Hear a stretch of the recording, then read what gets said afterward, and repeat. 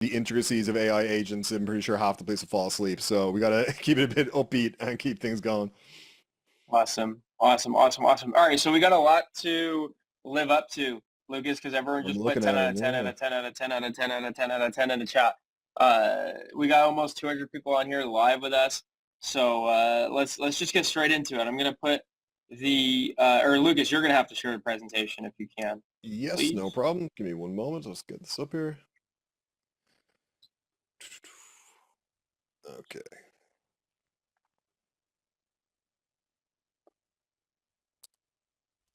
Give me one moment and present.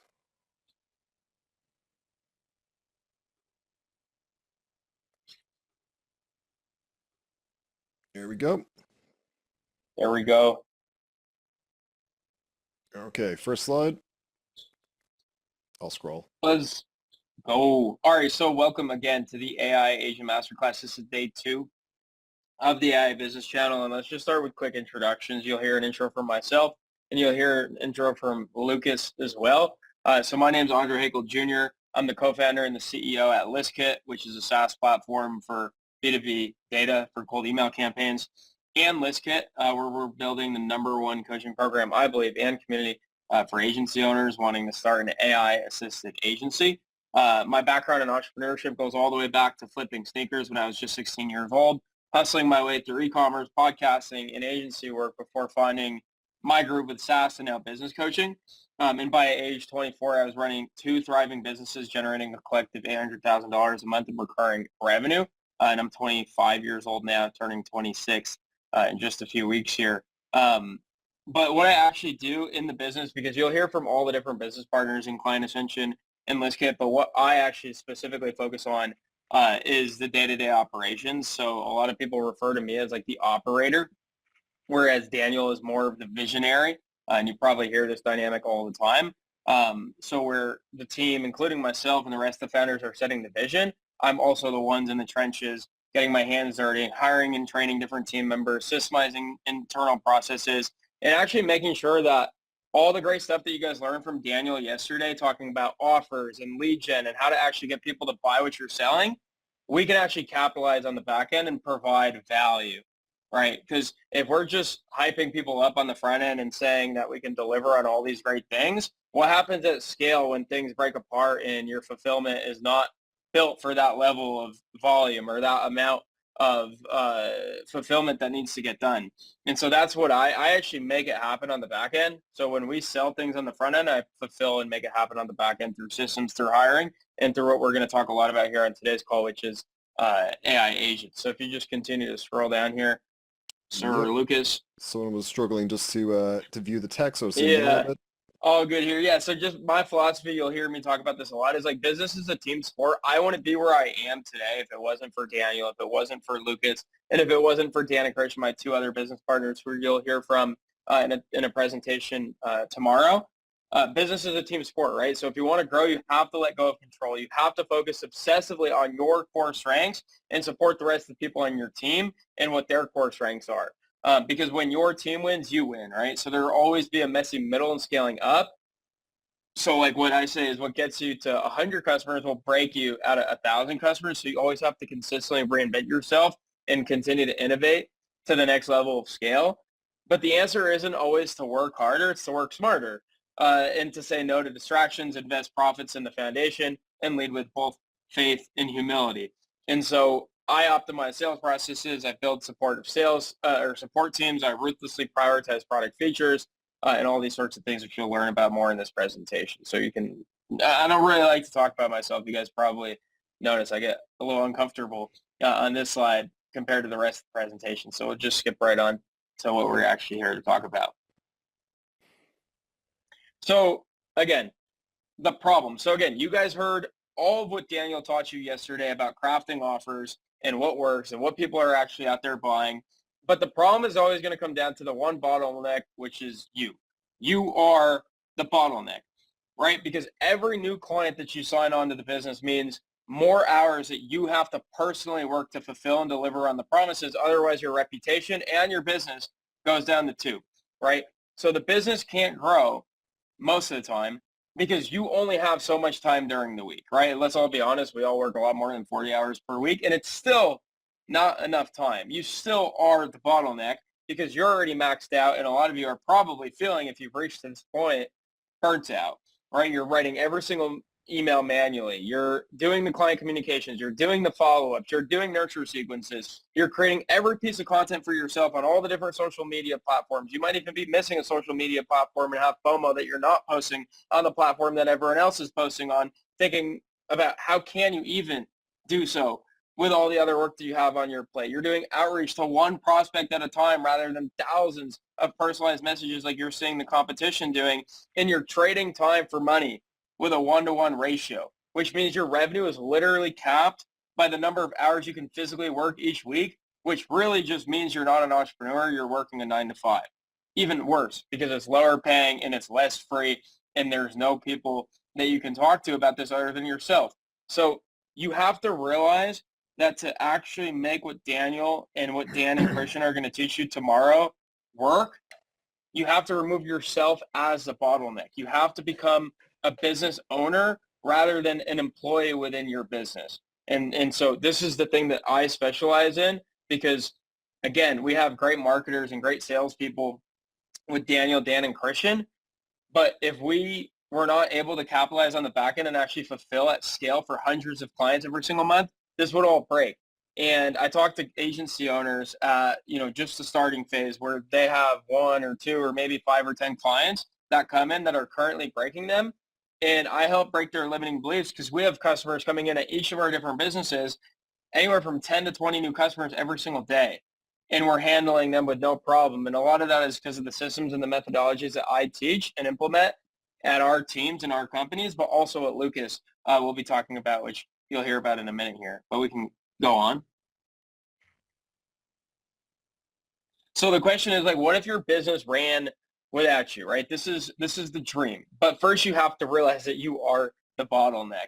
It's both an ego problem and it's also just an experience problem before you run into really understanding that you are the bottleneck in your business. But imagine waking up tomorrow and checking your systems. While you slept, your business was working, right? You have 50 personalized emails already set. Your client social media content schedule was already set for the week. Your email sequences are running and optimizing themselves, and your leads list were researched and ready. Like, what if all of this happened overnight while you slept and you didn't have to do any of these things manually and you didn't have to rely on your own memory to do these things manually? Like, what if we could take whatever systems or processes or things that you're doing repetitively every single day in your business that sometimes you forget to do, or some days you just don't have the time to do, or even if you have the time to do, you just don't have the time or the attention span to do them to the quality level that you actually want to hold yourself to? What if you could actually do all this in an automated fashion using AI? So let's go to the next screen. So before we go into AI agents and actually showing you guys the different AI agents we've built out to give you guys on this call specifically, if you stay on this call and are active in the chat and all that great stuff, we'll actually gift you the AI agents that Lucas has built in the background that do a lot of the core functions of most of the businesses that you guys are running. But first, we have to understand the 90-10 rule, what you do versus what AI does. So AI agents aren't here to replace your brain. They're here to replace your busy work in the business. And this is the most important concept to understand before you build a single agent. Because if you don't understand this concept, you're going to go about building agents completely wrong, thinking that you can build an agent to think for you, which is just not feasible. You are the business owner. You have to think for yourself and make your own decisions. The AI agents are just here to replace your busy work, which actually is just going to create more time and space for you to think and come up with strategy that you could then implement with the help of AI agents. So AI is not about replacing humans. It's about amplifying what your best people, including you as the number one asset to your business, can do. So here's the 90% that AI handles, the stuff that drains your energy but doesn't require strategic thinking. So, for example, repetitive execution, research and data collection, initial drafts and content creation, like, for example, first pass at email, social posts, presentations, call prep, onboarding materials, etc. Data analysis and pattern recognition. This is one of my favorite ones, like reviewing call recordings, scoring performance, identifying trends across hundreds of data points like churn, task management and follow-ups. Another one of my favorite ones, like a lot of times one of our biggest bottlenecks is keeping track of all the things that we said we were going to do, right? So AI can really help with task management and project management, and then organizing information from multiple sources, like combining sales call notes, form responses, email sends, and CRM data, and actually having it formed in a cohesive one-stop shop, what we call is actually the single source of truth solution. So we can continue here. So what do you still do as a business owner, right? This is what I like to focus on, which is the stuff that actually requires your expertise and decision-making abilities. So strategic thinking and planning, deciding who is your ideal customer, what positioning should you have with your offer, how should it be structured, what's your growth strategy look like, creative problem solving, adapting to unique client situations, troubleshooting complex issues, and innovating when the playbook doesn't work, building genuine relationships, right? This is something that AI is not going to be able to replace, is the human connection. That's what makes your clients trust you. It's what makes your clients want to refer you more business. And it's what makes clients stay with you for the long term, is the genuine relationships that AI are actually making more valuable because they're becoming less popular. And then final, quality assurance and judgment, like reviewing AI output, adding your personal touch, making them uniquely yours. And then setting the direction, teaching the AI what good looks like, and then defining your standards and course correcting when things drift. So there's still a ton of things that you're going to want to be focused on in your business that AI is just not capable, and you honestly just shouldn't have it do at all right now. Again, like building genuine human relationships. The human connection thing is huge, guys. That's the thing that if there's anything to double down on in this age of AI, it's the human connection that, again, makes clients trust you, refer you, and stay with you long term.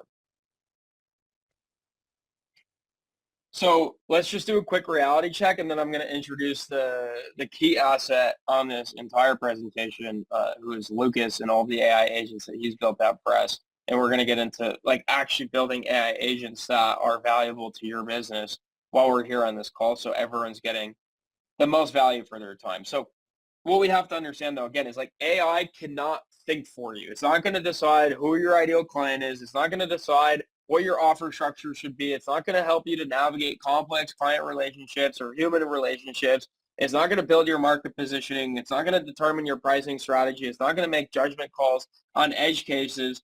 It is going to execute brilliantly when given clear instructions. But remember, guys, those instructions have to come from you, with the context of what you're trying to accomplish and what your business actually does. So if you don't have clarity on strategy, AI is just going to automate the confusion faster, right? So if you're confused, AI is going to be confused. So you as a business owner has to have extreme clarity as to the direction in which you want to go with the business. Otherwise, AI is just going to be as confused as you are, and it's not going to have the context that's necessary for your unique business circumstance. So the bottom line is AI is a force multiplier for people who know what they want. You as the business owner have to have a clear direction, a clear offer, and a clear understanding of what you want. This is something that Daniel hit on for a while during yesterday's presentation, of like asking you guys, why are you doing this? What is your goal with starting and spending all this time and effort and investment to get a business off the ground? Like, what do you want? Why do you want to do that? AI is just going to be a force multiplier for whatever that reason is. And it's going to help increase capacity and all these things on the fulfillment side, but you'll still need A-player talent and great leadership to drive the entire system. So really important. And with that, I want to transition to Lucas. Now that you guys really understand the problem of you being the bottleneck in your business that's preventing yourself from scaling, that's preventing yourself from being able to onboard and fulfill a really highly valuable service for dozens of clients every single day or every single month, depending on your sales velocity. Now we can get practical and actually start to implement those solutions with AI agents, understanding that the AI agents aren't here to run your business for you, but they're here to act as force multipliers, and they're here to clear up more time for you to do the strategic work and the thinking and the implementation and the hiring and the managing and the leadership. So with that, it's actually what I did in Client Ascension when we realized that, hey, we have a really human-centric business right here that can only coach and has the capacity to coach so many students at a time at the quality level that we're satisfied with. how can we somehow expand this? And it's not replacing coaches, but it's amplifying it with AI. And that's when we literally brought in Lucas as the head of AI at Client Ascension in the AI Assisted Agency course to do exactly what he's going to teach you guys now to do. So you guys invested the time to learn from Lucas the same way I and the rest of the team here at Client Ascension invested a ton of time and money every single month into having Lucas here as our head of AI to help students and to help our team help more students. And hopefully with what you guys learn here today, Lucas is going to help you to do the same in your businesses. Absolutely. So I saw on the call yesterday, people were, Dan asked how many of you guys have heard of me in the past year, a ton of ones in chat. I think if I ask that question, the answer will be maybe 3 people here that already know me from CA. So I'm going to give you a quick intro on who I am. I'm going to explain why this is kind of important. It's one of the kind of key philosophies that I follow, right? So I'm Lucas Sinnott. I'm the co-founder and head of AI at the AI Assisted Agency. I've helped create all the systems that you guys are going to see here today. And the backend that runs a lot of our operation over at AIAA.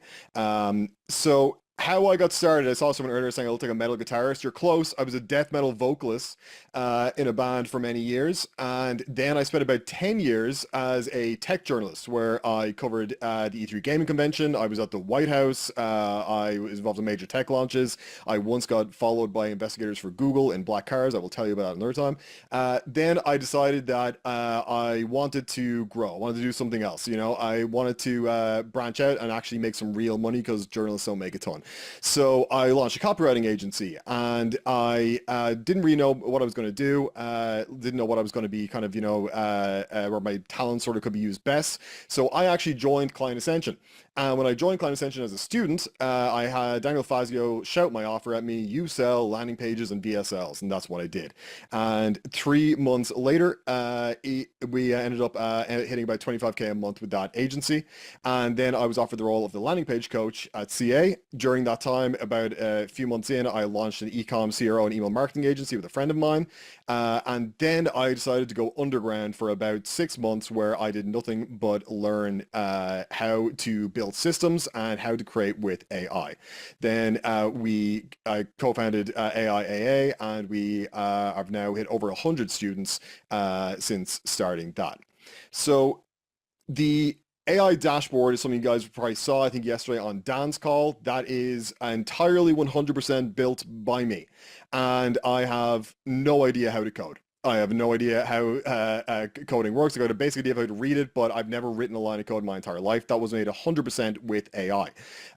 Every backend module that powers that system, that was made by me. Every N8N workflow that is used for the students have access to an AIA, also made by me. I also have implemented many different workflows and different setups and systems inside of our program internally as well. I generally try and automate as much as possible, but of course, as Andre mentioned, there's a very clear limit on where that goes. I'm a big fan of what someone actually mentioned in the class earlier that I saw in the chat. Someone said the term human in the loop, which is humans being involved in approving and modifying AI content. I love systems. I think everything can be systemized, like right throughout your entire life. And I also am a great believer in adaptability. As you saw with my kind of path earlier, I've done a lot of things. I didn't even mention some of the stuff I did in between there. There was acting. I was in a few movies and TV shows, and there was a load of other stuff I've done. But I think that you can adapt to anything, and you can reinvent yourself at any time. So that's why, if you really want to learn something, you want to do something different, I think you only need about 3 to 6 months to get really, really good at something and completely transform your life. So I'm Irish, and I'm based in Kildare. I recently proposed to my fiance top of a mountaintop in Switzerland. My career path overall makes zero sense on paper. That's the whole point. As I said, it's adaptability. I truly believe that the best operators aren't built through credentials. No one cares really about, your, degree or, your certifications. It's about what you can actually do and how quickly you can adapt to changes. Every single time I pivoted and I did something different, I learned something new. I have never believed that just because you switch up paths and you change what you're doing, that was wasted time. You will always learn something that can apply to the next thing that you do. There are no rules. You can learn anything, become anyone, and there's absolutely nothing stopping you. an example of how I like to systemize things is my newsletter system. I publish daily on Substack, and I have a very simple way of doing this. I send a voice note to Telegram. I brain dump into Telegram for about 5 to 6 minutes. From there, a workflow takes over that transcribes the audio. It feeds it to a writing agent, which is trained on a vector store of my own writing and the styles of writings of a few authors that I like, along with some kind of story frameworks and things like that. It generates the newsletter in my exact tone of voice. Then it uses an unofficial Midjourney API to actually create custom images in my specific style that I use as the feature image. And I built my own Substack API to actually schedule it in Substack because Substack does not have an API. I have no idea how it works. Again, I use Claude Code and AI to help me do it, and it's hosted on my own private server. No one else can use it but me. So what would have been, anywhere between 2 to 4 hours of writing now happens in the morning when I'm bored and I've got an idea. So that's the sort of automation that I really enjoy. It's thank you, Neural, for being a fan of my newsletter. I do edit it myself afterwards. I don't publish it automatically. When it's finished, I have to go in and edit it. So that's kind of the human in the loop that I talk about there. So let's see, what's the next one we're going to talk about? We are building real agents today. This isn't a theoretical concept. It wasn't like, this would be really cool. I saw a lot of you guys getting really excited when Andre was showing, like, imagine, like, you go to bed and while you're sleeping, all this stuff is happening in your company. That is completely doable. This is not made up. This is not something that, we're kind of far off in the future. You can do this right now. These agents run 24/7 without you. They never take breaks, never call in sick. They're always working. They can handle 80% of your fulfillment because that's your biggest bottleneck, and that's the main thing that we focus on building systems to handle. I saw someone else earlier as well talking about how they're stuck in that kind of client management fulfillment stage. And I think that's the kind of issue everyone faces, is that you're trying to do outreach, you're trying to create content, you're trying to manage your team internally, you're trying to talk to clients, you're trying to take sales calls, you're trying to fulfill. There's so much stuff you're trying to do. And if you can just remove the fulfillment aspect where you don't have to worry about the actual thing being completed, then that gives you so much more time to actually grow the business. So this allows you to scale without hiring, because obviously at the beginning, you're probably working with a limited budget. So, actually hiring people can be very tough. So you can have AI agents that replace what you might usually have a VA or an employee do. And we are giving you all the templates that you're going to see today, you will have access to, and you are going to be able to set up your own AI agents. And real quick, you'll see the actual agents in just a minute here, because someone said one of the problems that they're facing, or the bottleneck for them, is lead gen. And one of the agents that we've specifically built out for this challenge and to give you guys as a template to take home with you is for lead gen specifically. So agents can come in and systemize and automate not just parts of your fulfillment process, but also parts in your lead gen process, your sales process, all parts of your business. AI agents have a use case for. There's 3 specific AI agents that we're going to be walking you through and sending you home with specifically today. But just through today's presentation, you're going to have the understanding and the foundation you need to go and build agents for whatever your unique specific bottlenecks in the business are, because it's different for everyone, right? Fulfillment can be an overarching category or bucket of the business, which you're experiencing a lot of bottleneck in, but it could be different for someone running an email marketing agency versus someone running a content creation agency. And again, throughout this presentation, you're going to learn the fundamentals of how you can apply this AI agent solution to whatever your current bottleneck is. But notice how Lucas still said, one thing I wanted to point out, because this wasn't even coordinated, but Lucas still mentioned, even though he saves 3 to 4 hours a day with this newsletter custom solution that he built for himself, he's still spending a few minutes reviewing the output, right? So yep. AI isn't just like, we're not going to oversell it, and I think there's slides on this, so if I'm getting ahead of myself, just a fair warning, but we're not overselling you guys like this pipe dream of AI is going to come in and run the business for you, and you're not going to have to do anything ever again, and you can just retire and go sit on a beach. It's not the case. I know a lot of people are selling it this way, but we're not going to sell it to you that way, because it's just not the reality. And we want to be super clear and straightforward with you guys. Business is still work. It's still a lot of, it's going to require a ton of dedication and commitment from you as a business owner. But AI definitely makes our jobs a lot easier and a lot more enjoyable, because it cuts out the busy work so that we can focus on the things that we actually enjoy and get fulfillment from. But it's still hard, and we're going to stay with that reality throughout anything that you guys hear from us, AI-assisted agency and client ascension. Yeah, 100%. And just like you said, Andre, like using the newsletter one as an example, again, not only do I edit at the end, but the actual input still comes from me. The initial input is a voice note from me where that's not scripted or that's not based on, anything that's maybe like I haven't done a research on what's currently happening in the market or whatever. This is just ideas that I have. If any of you have read my newsletter, subscribe at appliedleverage.io, then you would see that it's a lot about philosophy and mindset and kind of stories from my life and problems and ideas. It's using AI to take that initial story about me and from me and transform that into something more structured and easy to follow. So and then, as I said, editing still at the end. But I got to stop looking at the chat. I keep getting distracted and I want to answer all the questions, but we will do that in the Q&A at the end. But just very quickly, one thing I did want to say, someone asked there repeatedly about VSLs and funnels. Andre, I think it might be a cool idea if I show the guys at the end some of the other automations that are part of the program, because we have a lot of stuff for those sort of things. For sure. For sure. Just get comfortable wherever you're calling in from. This is going to be a longer presentation, like I said. A lot of practical solutions and implementations and templates that you can take home with you guys, and we'll be more than happy to go into even more specific examples. But please, guys, I see so much happening in the chat right now. We have 231 people live with us. If you're posting questions in the chat, they will 100% get ignored. Like, they will not be seen by the end of this presentation when we actually go through questions in the Q&A part. So please do yourself a huge favor by posting your question in the top specifically for Q&A. Otherwise, I can guarantee you that your question will be ignored, and we don't want to ignore your questions, but we literally just can't scroll through chat all day here and try to find your question when you can just very easily post it in the Q&A, okay? Thank you. It's very hard not to get distracted because everyone's asking about the coolest ones, like VSL ones, YouTube ones. I want to be like, oh, wait till you see, but we'll do that at the end. So what are AI agents? You will have seen some examples of these online, right? There's two types of kind of usages of agents. An old type of automation is something like, if any of you ever use Zapier, right? It's kind of like, if this happens, then do that. There's like very strict rules. If someone books a call with me on Calendly, then send me a Slack message. And like, that's just a very straightforward step. AI agents, in comparison, you give them context, you give them a goal, and you give them tools. And then it's their job to figure out how to do those things. They think through problems, they adapt when conditions change, and they execute without supervision. So they're like, as I've said earlier, invisible employees. They never sleep, never complain, and many of them get smarter over time.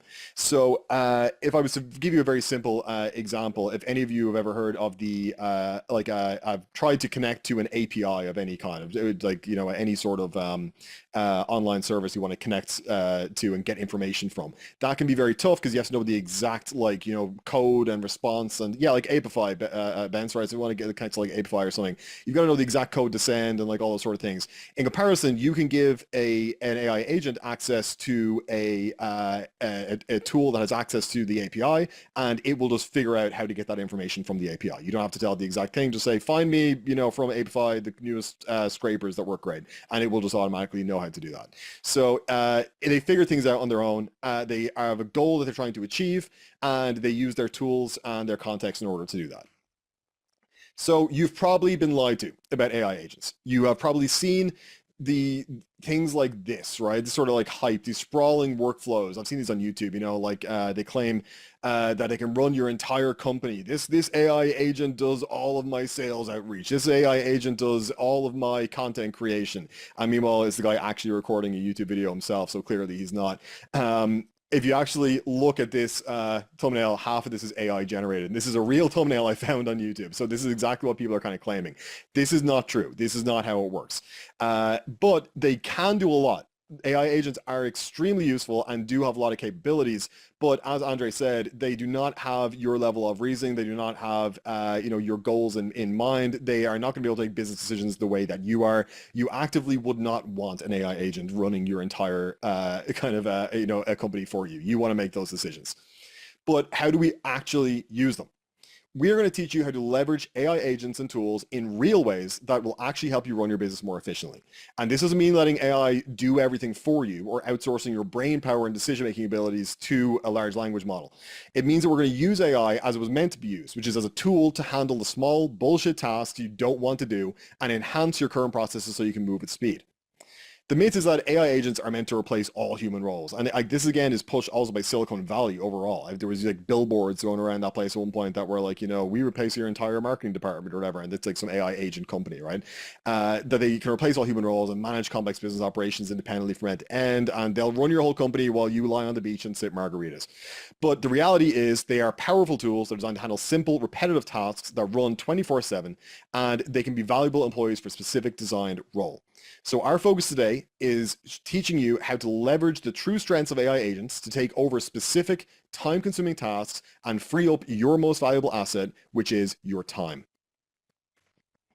So why are we using N8N? That is the primary tool I'm going to be teaching you guys about today. Now, I'm just going to point out that I have a breakdown of each of the different agents we're going to be building here in slides, but most of the time I'm actually just going to go to the N8N window and show you how that works, because it's going to be much more beneficial for you guys to actually see the workflows than just have them theoretically explained, but we'll go over that in a moment. So with N8N, you basically can build in an afternoon what used to cost 10K in developer fees. It's a visual workflow builder. There's no coding required. You can drag and drop to connect your tools and build automations. It connects to over 400 different apps. You can host AI models directly. You can run them inside your workflows without complexity. They're completely customizable. You're not locked into using templates. You can build exactly what your business needs. And you can even self-host it, so you don't even have to be tied into their ecosystem and pay them. So today's roadmaps, what are we going to build today? So I saw someone mentioning they had problems with lead gen. We're going to handle that. We're going to handle content creation. We're going to handle email marketing. You will have seen all three of these built, and you'll have the templates to implement them immediately. The email marketing agent writes complete email sequences, sends them automatically, tracks performance, and optimizes based on what works. Now, by email sequences, we mean things like your pre-call which could have kind of email sequences and the ones that go out to your prospects before you actually get in a call with them. Content creation agent, that one's pretty straightforward. It creates social posts, blog articles, and copy and video scripts, and it maintains your voice across all platforms. And a lead generation agent. This one is actually probably my favorite one. It generates prospect lists. It researches each prospect individually. It writes personalized outreach, sends emails, and follows up. So how do agents actually work? Three core components. In N8N, you connect these three components visually. You don't have to use code. You literally just drag and drop. You've got a trigger. This is what starts your agent working. This could be a schedule. It could be an event. It could be a webhook. It could be a form submission. There's tons of things it can be. That goes to your AI agent, which has its brain. And the AI makes decisions, analyzes data, applies logic, and determines what actions to take. And then there's the actions, what the agent actually does, whether that's sending emails, creating content, updating databases, etc. So we're going to take a look at the lead generation agent first. Now, I was going to briefly run through here what this does, and then we're going to hop in N8N. So it generates your ideal prospect list. It searches database, finds companies matching your exact criteria. It researches each individually. It visits websites, reads LinkedIn posts, identifies pain points and talking points. It writes personalized outreach for each of these people. And then it sends the email, and we get a follow-up if there is no response. So I'm going to go over here to N8N now and show you what this looks like. This is N8N. So let's zoom in a little bit here. Can everyone see the screen okay? Everyone can see the workflow? Yep, awesome, sick, okay. So I'm going to explain a few things about how this works. I'm going to run through each node, explain what each one is and what it does, and then we're going to run this. Now, this will take approximately 10 minutes to run. That's because each agent is performing very complex tasks, but I'll talk over it as it's happening and we'll kind of explain it, right? So what I'll do is I'll actually come up with a prompt straight away. A bit small, some people are saying. Okay, hold on, give me 1 sec. I want to make sure you guys are able to all see this okay. How's this? Is this any better? Can you guys see this now? I'll zoom in on each part, right? Okay, so this is the trigger. Now the trigger for this one is just when I send a message in this little chat here. Someone said, let's hope Cloudflare's issue doesn't affect this running. Yes, it was down. N8N was down for most of today, and I was panicking, but we're good now. It seems to all be working. So the first thing that this does is a trigger. The trigger kicks off the whole workflow. Although these are each individual agents, this whole thing is called a workflow. Now, workflows can be manual, where you've got like Zapier set things that happen, do this, then this, then this, or you can use AI agents in these workflows to do things for you. So I'm going to give this a prompt. I'm going to say, find me 5 CEOs of major AI companies that employ between, let's say, 25 to 100 people and are actively hiring, right? So we send this, and that's going to kick off the whole workflow. So I'm going to hit enter now, and our research agent has begun. Now I'm going to explain what's happening here. So this is an agent that is designed to do research on prospects based on prompts like this. It is connected to a chat model, and that someone said shock using Whisperflow. I am, just not right now. The chat model is essentially what AI we're using to perform this task. If I double click on this, we're using the new ChatGPT 5.1 to perform this task. There's over here a tool connected, and you see it's running now. And this tool is the Explorium MCP. The Explorium MCP is basically a database of leads and data that is specifically designed for AI agents to interact with. So you guys probably heard of like Apollo or any of these other kind of lead databases. Explorium is very similar, but it's made for AI agents specifically to interact with. So when I sent that message there, the AI agent thought about it over here with its LLM, and it decided, okay, so I've got access to my Explorium MCP. I should look for things like query chief executive officer, and then we get a return. And then it will look for people in the range of company size, and it will get returns from that. We'll get the information from that. And it's going to do this over and over until it finds those people. And the way we tell it to how it should perform and how it should act is in our prompting. So our user message is what we just typed in the chat there a second ago that you saw. But we have a system message, and this is what tells the AI how it should act. It tells it, you are a lead gen assistant. Use your Explorium MCP for every request. Never make anything up. Only write from verifiable information pulled from Explorium MCP. If LinkedIn is ever mentioned, include the prospect's LinkedIn URL from Explorium MCP. Minimize tool calls to ensure speed. We want a quick reports information. Always return a prospect's LinkedIn profile URL and email address, even if not explicitly requested. Never ask follow-up questions ever. Just get the data and infer from your own reasoning anything you might need clarified. Then we give it a list of accepted LinkedIn categories, because that is a very specific thing in the Explorium MCP. They have a very specific number of LinkedIn categories that are broken down, so that is literally copied and pasted in there. So now it knows that it's got access to the Explorium MCP. It knows what data is in there, it knows what it's looking for, and it knows the information it should always return, for instance, LinkedIn. So now that's just completed, and now we have our first line writer. If any of you are in cold email or in lead gen, you know what a personalized first line is. It is a comment based on information about the prospect, about a very specific thing they've done. So, you know, hi Bob, I just saw you just celebrated your 10-year anniversary at your company. That's great. Something like that, you know, something personalized. So we have an agent that is trained to write first lines, and it uses Claude to write these. It also has access to the Apify MCP. So someone mentioning Apify earlier. Apify is a platform that has a number of different data scrapers on there. We are using a LinkedIn data scraper. So remember how in the research agent we said to it, make sure you provide their LinkedIn URLs? Well, it sent that prospect information and the LinkedIn URLs to our first line writer. It then sends those URLs to the Apify MCP, and it scrapes their 5 most recent LinkedIn posts, and it uses that information to write a personalized first line. Now, something else it does is you'll notice down here, we've got another little agent. He's a sub-agent. He's a cute, adorable, little tiny agent. And his only job is to write information to Google Sheets.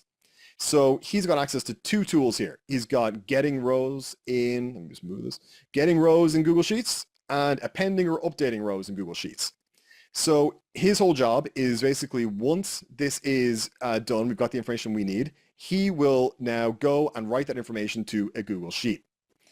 So we're going to let this run. I'm going to open this up and give you a look at what the user message looks like. So create a personalized cold email opening line for this prospect and write all data to Google Sheets. And we got the prospect data, which comes from our research agent. We pass that data over. So then we told it to extract the LinkedIn URL, research the LinkedIn profile using the Apify MCP, pass only the URL, find recent activity posts or company news from their LinkedIn, create specific personalized opening lines based on what you find. Task 2, write to Google Sheets, and we've given it the different fields that are in the Google Sheet spreadsheet. And then we've noted that it will receive multiple prospects to write all their data to the sheet, and then some instructions for the Google Sheet agent down there. In our system prompt, we've told it You are a professional cold email personalization specialist who creates hyper-personalized opening lines based on prospect LinkedIn data. Your task, and this is a full, you can see this is a long one. I'm not going to run through all this, but it basically tells it how it should write first lines. You can have examples of good first lines here for it to follow from. So it knows how it should confuse this shit. Okay, I'll try and break it similar. It knows how to act. Basically, all you need to know is that the system message is how the AI is, the role that the AI is in. So once you give it a system message, that is now its very specific role. That's all it does. The user message is giving it the prompt you want it to perform based on whatever information you're giving it. So if I was to break it down even easier for you guys, you've all used ChatGPT, I imagine, right?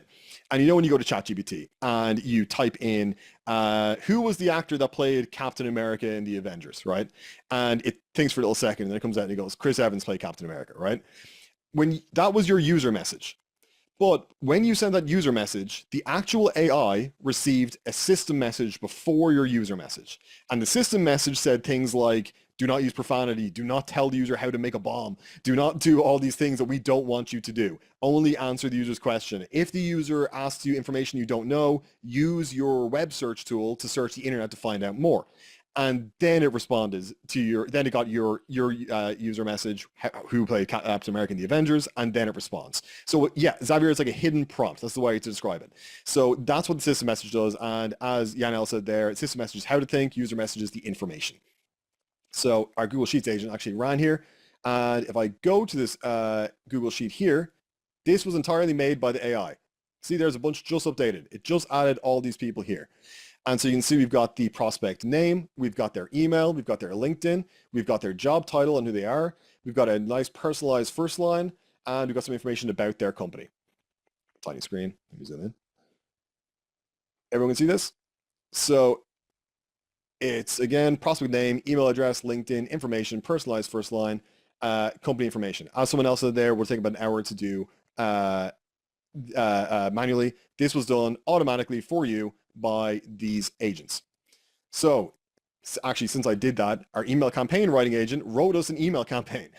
So the email campaign is designed to be used with syntax, which I know you can call the email kind of space already. You'll know what that is. So it says, for instance, you can see down here, hi, first name, and then personalization line with company name, scaling and hiring across departments, courtesy of map for automation can handle the growth without adding more headcount.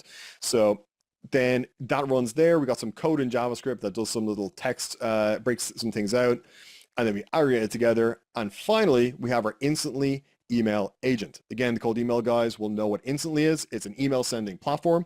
So what this is now doing is it's actually connecting to Instantly for us. It is creating the campaign for us, and it's putting the leads in the campaign. So if I go here now and I go to my campaigns, we are going to refresh this in a moment and we're going to see our campaign created. We can actually click through here and see what it's doing.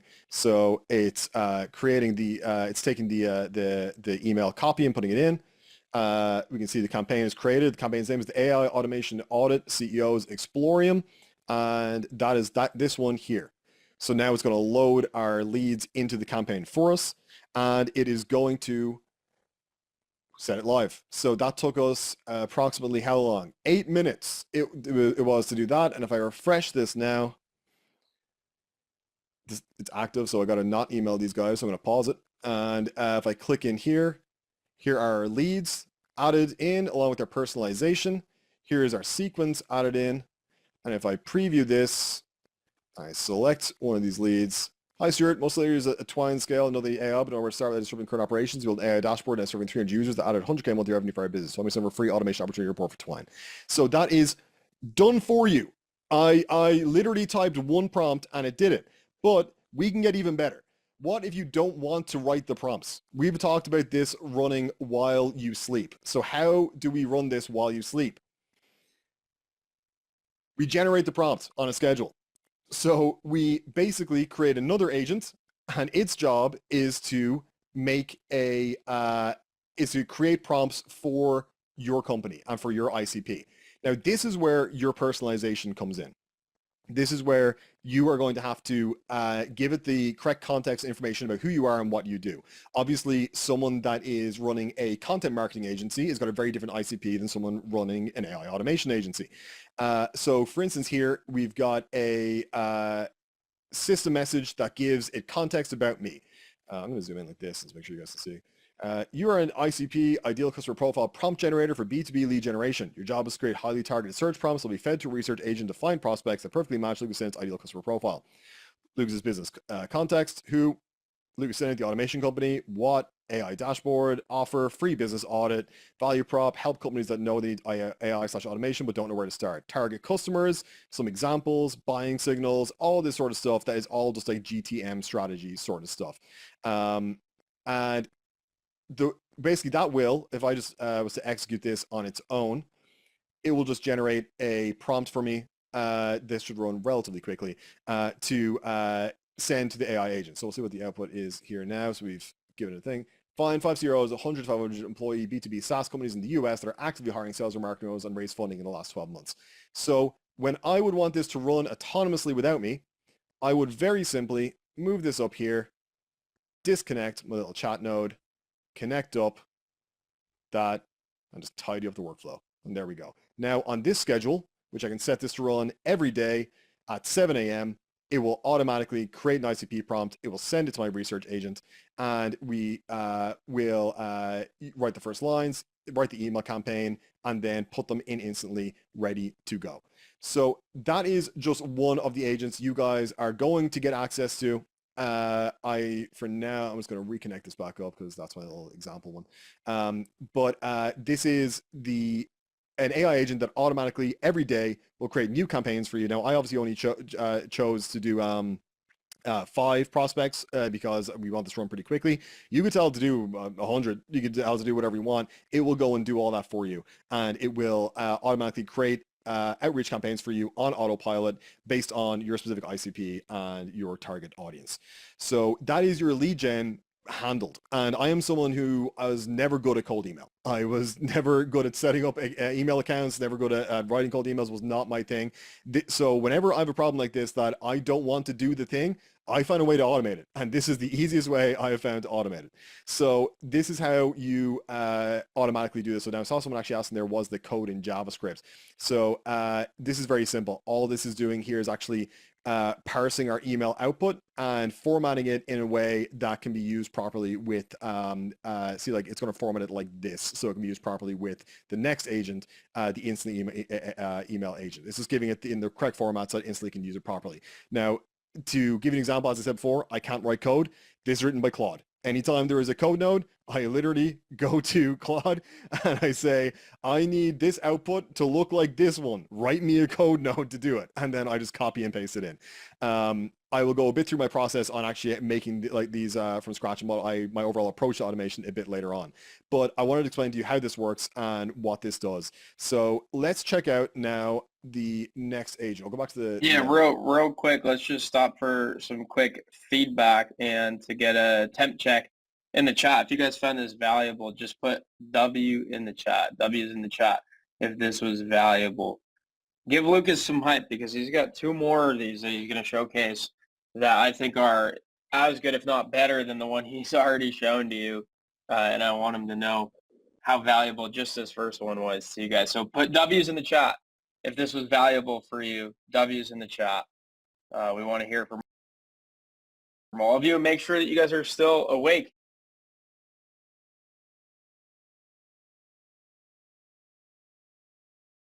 And engage. This was valuable for you. W's in the chat. We want to hear from all of you, and make sure that you guys are still awake and engaged because we still have a lot more value to show. And Lucas, just for your context, as I'm monitoring and reading the chat, a lot of the questions revolve around like, okay, the logic of the flow and end makes sense, but the prompt at each step of the way, how do you come up with that?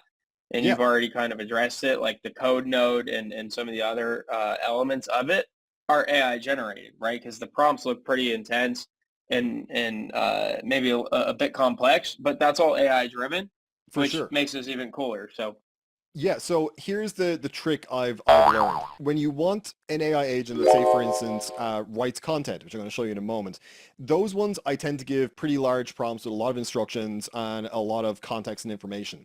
When you want an agent that's job is to use a tool, I actually keep it pretty minimal.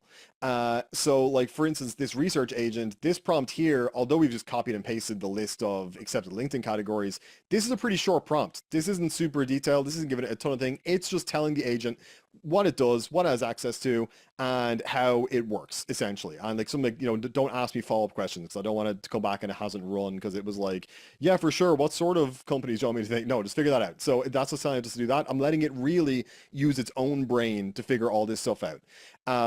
Now, as I'll show you in the next content creation one, when I just want a repeatable, similar output each time and a similar structure, then I will use AI to help me make a super detailed prompt that I will often give it information or say YouTube video transcripts and things like that to with information in it to get like the exact output that I want each time. I'll go into a bit more detail on that a bit later on. But yeah, Andrea, it's a very good question. Yeah. So as you mentioned there, things like the coding side of things, I use Claude for nearly all my AI stuff. I use it for writing all my code. And even when I run into bottlenecks, even when I'm like, okay, I know I need to get this information over here. How do I do it? I'll ask Claude. I'll ask AI. I'll be like, hey, this is what I'm doing. Like, how do I do this? Blah, blah, blah. And it will help me work things through. Um, so yeah, let's see what else we have. Let's go back to the uh, thing here. So this rest is kind of explained what this does. I think, Andre, we're going to give away this Gamma doc, and I think this will more so be something they can refer back to when they're looking at their AI agents to get Yes. an idea of it later on. We don't need to go through all this stuff exactly Yeah, here. because a lot of the questions are like going back to the basics. I think what we want to really do on this presentation is showcase what this presentation can actually build, which is an agent like Lucas just walked you guys through, which I even understand as someone who's been in business for as long as I have and has had success across different business models, how complex some of this stuff could look, but it's actually really, really simple. And that's what, this challenge is all about teaching you guys is how to do this on your own. And so again, stay locked in, stay attentive, and put your focus on this presentation. You guys will truly learn and be able to have the confidence to go and implement this stuff on your own. And also, like we already talked about this, but you'll get this Gamma presentation and all of the N8N workflows, I think in a way where you can literally just upload them into your own N8N account. Yeah, So don't actually, worry I'll, about I'll, that. I'll just clarify that exactly. So you guys are going to get this exactly as it is, and it's very simple. You'll get a file, and you'll sign up for N8N, and you will literally go import from file, import it, and you will have this in here. I also, I'm feeling extra generous, so everyone's being very nice, so I might actually send a little video along with this that will explain kind of each one of the things you'll need to change and kind of update as well, just for any one that is kind of brand new to N8N. So there won't be long, there'll be maybe 5-10 minutes, but I'll go into detail and just kind of to really customize this and what it looks like when importing it completely from scratch. So you guys know how to set these up for yourselves. And you will end up with a completely automated lead gen system after this call. So awesome. Right. Let's go back to the masterclass. So actually, I did want to briefly mention this. Like, this is an example of like a good ICP definition. Like it's very specific. If you just say to it, just give me, 5 people that want to buy cold email services, it's not going to be great. So like this Gamma knocking will give you a guide on that sort of stuff too. So where are we? So personalization. So here we go. The agent number 2 overview, the content creation agent.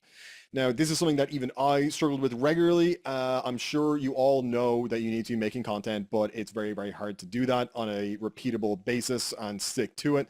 Actually, quick show of hands, put one in the chat if you have ever tried to post on any platform daily, Twitter, LinkedIn, YouTube, anything like that. Yep, tons, yeah. Many times, yep. Okay, now I want you to put the number 2 in chat if you've managed to, if you've started doing that and fallen off. You haven't kept up with it every day. Right. Yeah. because it's really hard to stay consistent on that stuff because it's time consuming. And as you mentioned before, you're doing all this other stuff for your business, and it's very hard to, one, be in like the creative space to think of content to make, and then actually spend the time to make it. Someone asked, is that the one I mentioned with the Telegram voice message? No, but I can go over that later. This one is, I think, cooler. But if anyone wants to see my newsletter agent, I will go over that later too. So this agent solves the I need to post, but I don't have time to create problem permanently. What it does, it creates social posts, blog articles, and video scripts while maintaining your voice across all platforms. The input for it is brand voice guidelines, content calendar themes, platform specifications, target audience profiles, and I should have actually added in there real-time information. The process is that it generates platform-specific content, it adapts tone for each channel, formats appropriately, and it schedules across the platforms. So you end up with a consistent content pipeline.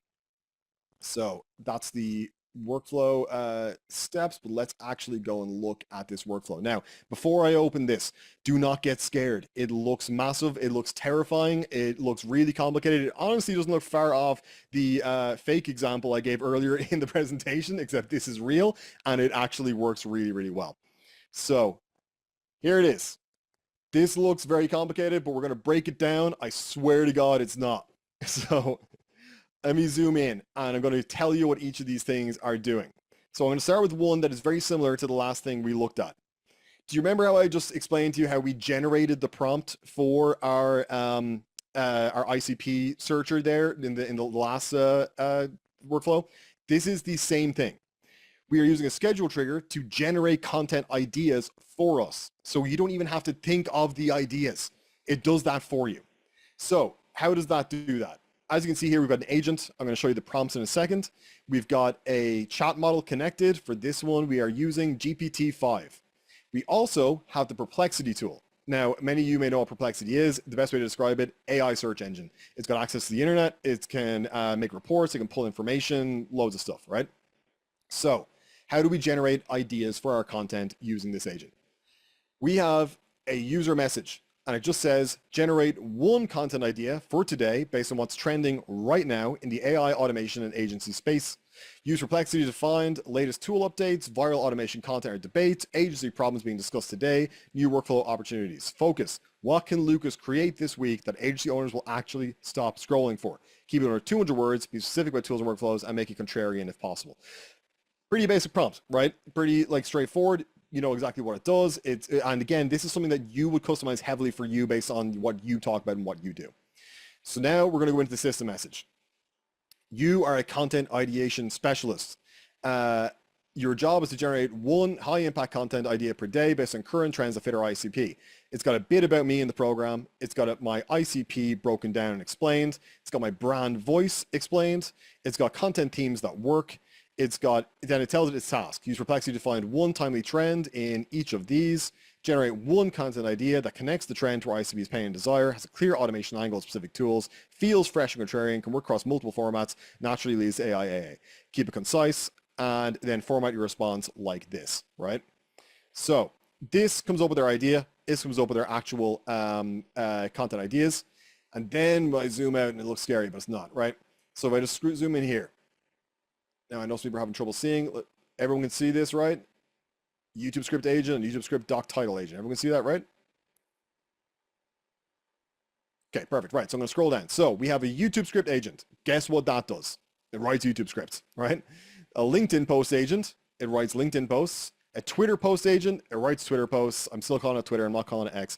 An email newsletter agent that writes email newsletters. And an Instagram, it actually should be Instagram Reel agent. It writes Instagram Reel scripts. So I am going to execute this workflow in one go, and then I'm going to explain what's happening as it runs. Execute workflow.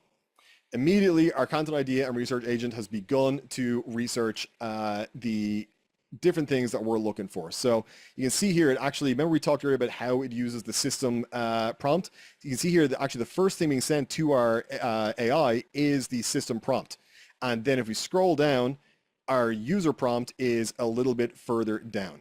So it's now message Perplexity, and it is sending Perplexity a search term based on the information that we gave it. It's going to now start searching. You'll see in a moment what it's going to say, but I guarantee it's going to be looking for AI automation trends, things to do with current AI tools and the agency kind of business space, things like that.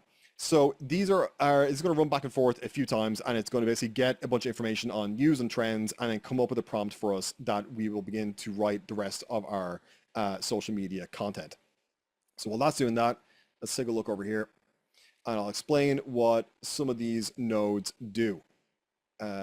Someone said, would it be a good idea to add an RSS feed tool where content creation agents are kept in the loop with the top blogs in the industry? If so, how do we connect that to our agent? You absolutely can do RSS feeds. The reason that I largely rely on Perplexity and things like that is because I like to let the AI decide what are the best sources to use. There obviously might be ones I specifically want to use, and I can show you how RSS feeds work inside N8N. N8N has a RSS reader tool.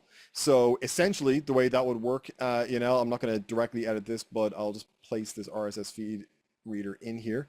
You put the RSS feed URL in there, and you'd put it between these two. You connect it up there. So it would get the information from the RSS feed, and you can set filters and stuff on this, and custom fields and things so that you can determine the, like, say, date that you want it to pull information from, and then you could send that to your agent. But I don't want to mess up this workflow as it's running. But let's look at what it said to Perplexity. So it sent a message to Perplexity, and it said, where was it? It got a bunch of responses here. You can see from search results, N8N versus Make versus Zapier. It's got a bunch of automation tools compared. Here are the key trends in the last 48 hours in the AI automation and agency spaces, focusing on platform updates, viral debates. So latest tool updates, N8N, Zapier, Make, and AI models. So it's going to basically get me a bunch of information based on what is currently happening in the automation space. Now, again, that works across every ICP. You'll obviously modify the system prompt to determine what sort of thing you wanted to research. Now it's writing our YouTube scripts. You can see here we got all these little green lines, and it's sending that information to all of our agents. And these are going to run one after the other. And I actually will pull up my Slack over on my other screen because I'm going to need that in a moment. But essentially what it's going to do now, it's going to write the YouTube script. Then this is going to give it a YouTube script title. And then these little nodes here make Google Docs. Now, there is a Google Docs node inside of N8N. The reason we're not using the Google Docs node inside of N8N is that AI agents output in a format called Markdown formatting. And Markdown formatting looks really bad. It's got like hashtags everywhere, and it's got backslashes and all this sort of stuff. So we use a service called MD2Docs to turn our Markdown output into a nicely formatted Google Doc. So it's created our YouTube script. It's just going to give it a quick title. It's going to create our Google Doc. It's going to move it to a folder of YouTube scripts. Then it's going to send us a message inside of Slack to let me know that this is created. So in a moment here, when this is done and I get the message, which is now in my Slack, and I'll show you guys what this looks like. If I just pull this over here super quick, you can see I get messages like this from N8N all the time. Here's a new YouTube script for review. So let's put that back here, and I will open the script. So here's a fully written YouTube script, 7 pages long, ready for me to record. Now you can obviously modify the format, the output, how this is going to work, what it's going to say, oh, you couldn't see Slack. Okay, sorry. Hold on. One moment, guys. I want to make sure you guys can see this. Okay.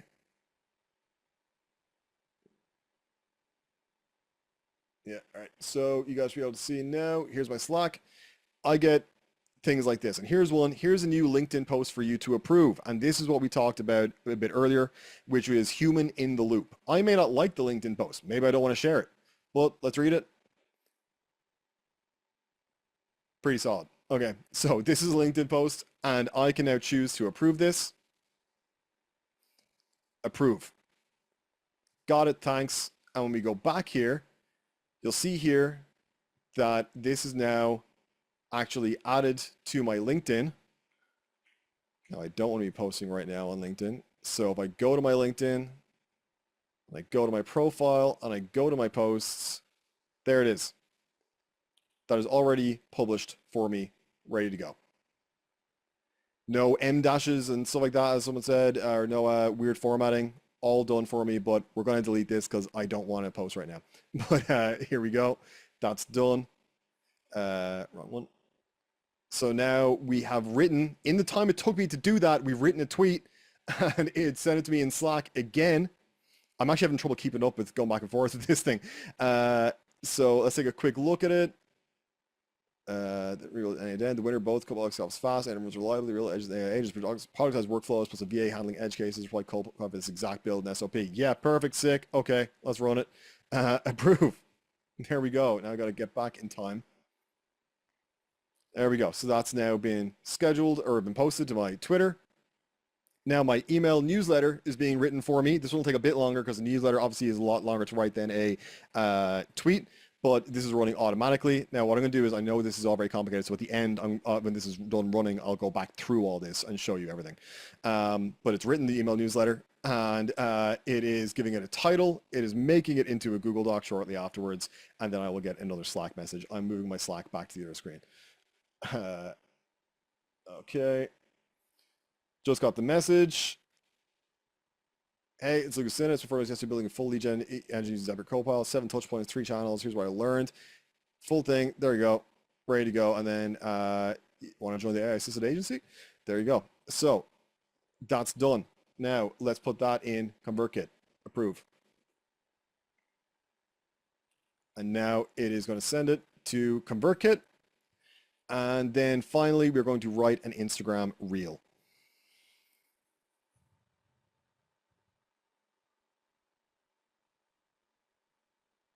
And this one actually is not going to be an approved one because the YouTube one and the Instagram one, you obviously have to record the reels yourself, but it will still give you the content to actually record. I'll just approve that anyway. And we have an Instagram reel script written, ready to go. And at the end of it, we put all of it in a nice little Google Sheet that logs the date and the links to all of our content. So let's go back to the beginning. Again, I know this one is huge and that was very complicated. I want to show you how it works and what it does, but let's actually go through and take a look at what it did. So someone asked, what was the prompt for the YouTube script agent? Let's take a look at this. Now, remember how I explained earlier, when we have an AI agent that has access to tools and is performing a manual task, I use a very simple prompt for it. I don't give it a ton of information. I just tell what it has access to, what its goal is, and it figures out along the way. When you want to create content, you usually are going to give it a lot more information because it needs more context. It needs to know how to write. Now, there are some advanced ways to do that, but you can also just do this through prompting. So for this one, let's check out the system message first. So, you are a persuasive YouTube scriptwriter working for a top-tier performance marketing agency. Use the following internal reference documents as your creative foundation. These documents contain internal knowledge, blah, blah, blah. Reference document 1. It's all about me and who I am and what I've done and blah, blah, blah, and all this sort of stuff. Stuff about AIAA and blah, blah, blah. Reference document 2. And this is how it writes good YouTube scripts. YouTube script writing masterclass, project knowledge. So this explains the rules it should follow in order to write good hooks, in how to write bodies, how to keep people's hooked throughout the video, the main segments, the CTA, all this sort of stuff here. You can see that it gives examples all the way through. And then we have what I think is my favorite prompt: never include any of these red flags in your writing. Number 1, binary contrast addiction. AI can't resist the it's not X, it's Y. Example, success isn't about working hard, it's about working smart. You see all these in the same, when you see people like writing ChatGPT posts, they all have the same sort of AI stink to them. And so this removes that, essentially. We're telling it, these are things we don't want you to do. So with that then, we have a user prompt that says, write a high converting YouTube video script based on the following data. Use natural, persuasive tone. Begin with a strong hook that includes proof or promise, full formatting, telling it how to do, and then the data to write about. And if we look at the preview over here, this is our information it got from our research agent at the beginning that made the prompt that went here. And then it writes it. This one just literally writes a title. It's just, I'll turn the YouTube video script below into a title. That's all it does. Then this creates a Google Doc. as I said, if we look at the output, I'm going to show you what actually what your YouTube script looks like from the AI agent. There's different views for data. If we click JSON here, this is what will be put into your Google Doc, right? You can see here, it's just got these backslash ends, which means a new line. It's just formatted really, really weirdly, and obviously dumping all that into a Google Doc is not going to be very visually appealing, which is why we use a service called MD2Docs. This essentially sends our what's called a body of that generated by the YouTube agent to the body of the Google Doc, and then the title comes from our YouTube script title doc agent. So it creates the name of the document. Then we move that file over to the correct folder, which is a content folder, and then we send a message in Slack, and we write the message ourselves saying, here's a YouTube script for review, and then we've got the link to the YouTube script. Let's turn that back to that. And then we prepare it for our content queue that literally just sets the information about it. This is basically takes all this extra information we have here. It's like a filter. We cut all that out to just what we need. We need the content text, the doc URL, schedule time, the status, the created date. And this is what goes into our Google Sheet near the end. And the other thing I want to point out is we talked before about the human in the loop element to this. So you guys saw me clicking approve to get this stuff posted. So how does that work? In the first one, the YouTube script one, we just had to send a message node for Slack. Here we've got to send a message and wait for a response. So what this does is it says, here's a new LinkedIn post for you to approve. Once approved, it'll be scheduled, link, and it's got a link to the post. And then we have approve and disapprove options. So if I don't approve it, then it will just finish with the LinkedIn automation and it won't publish the LinkedIn one. But obviously if I do tell it to approve it, it'll prepare the LinkedIn content for the queue.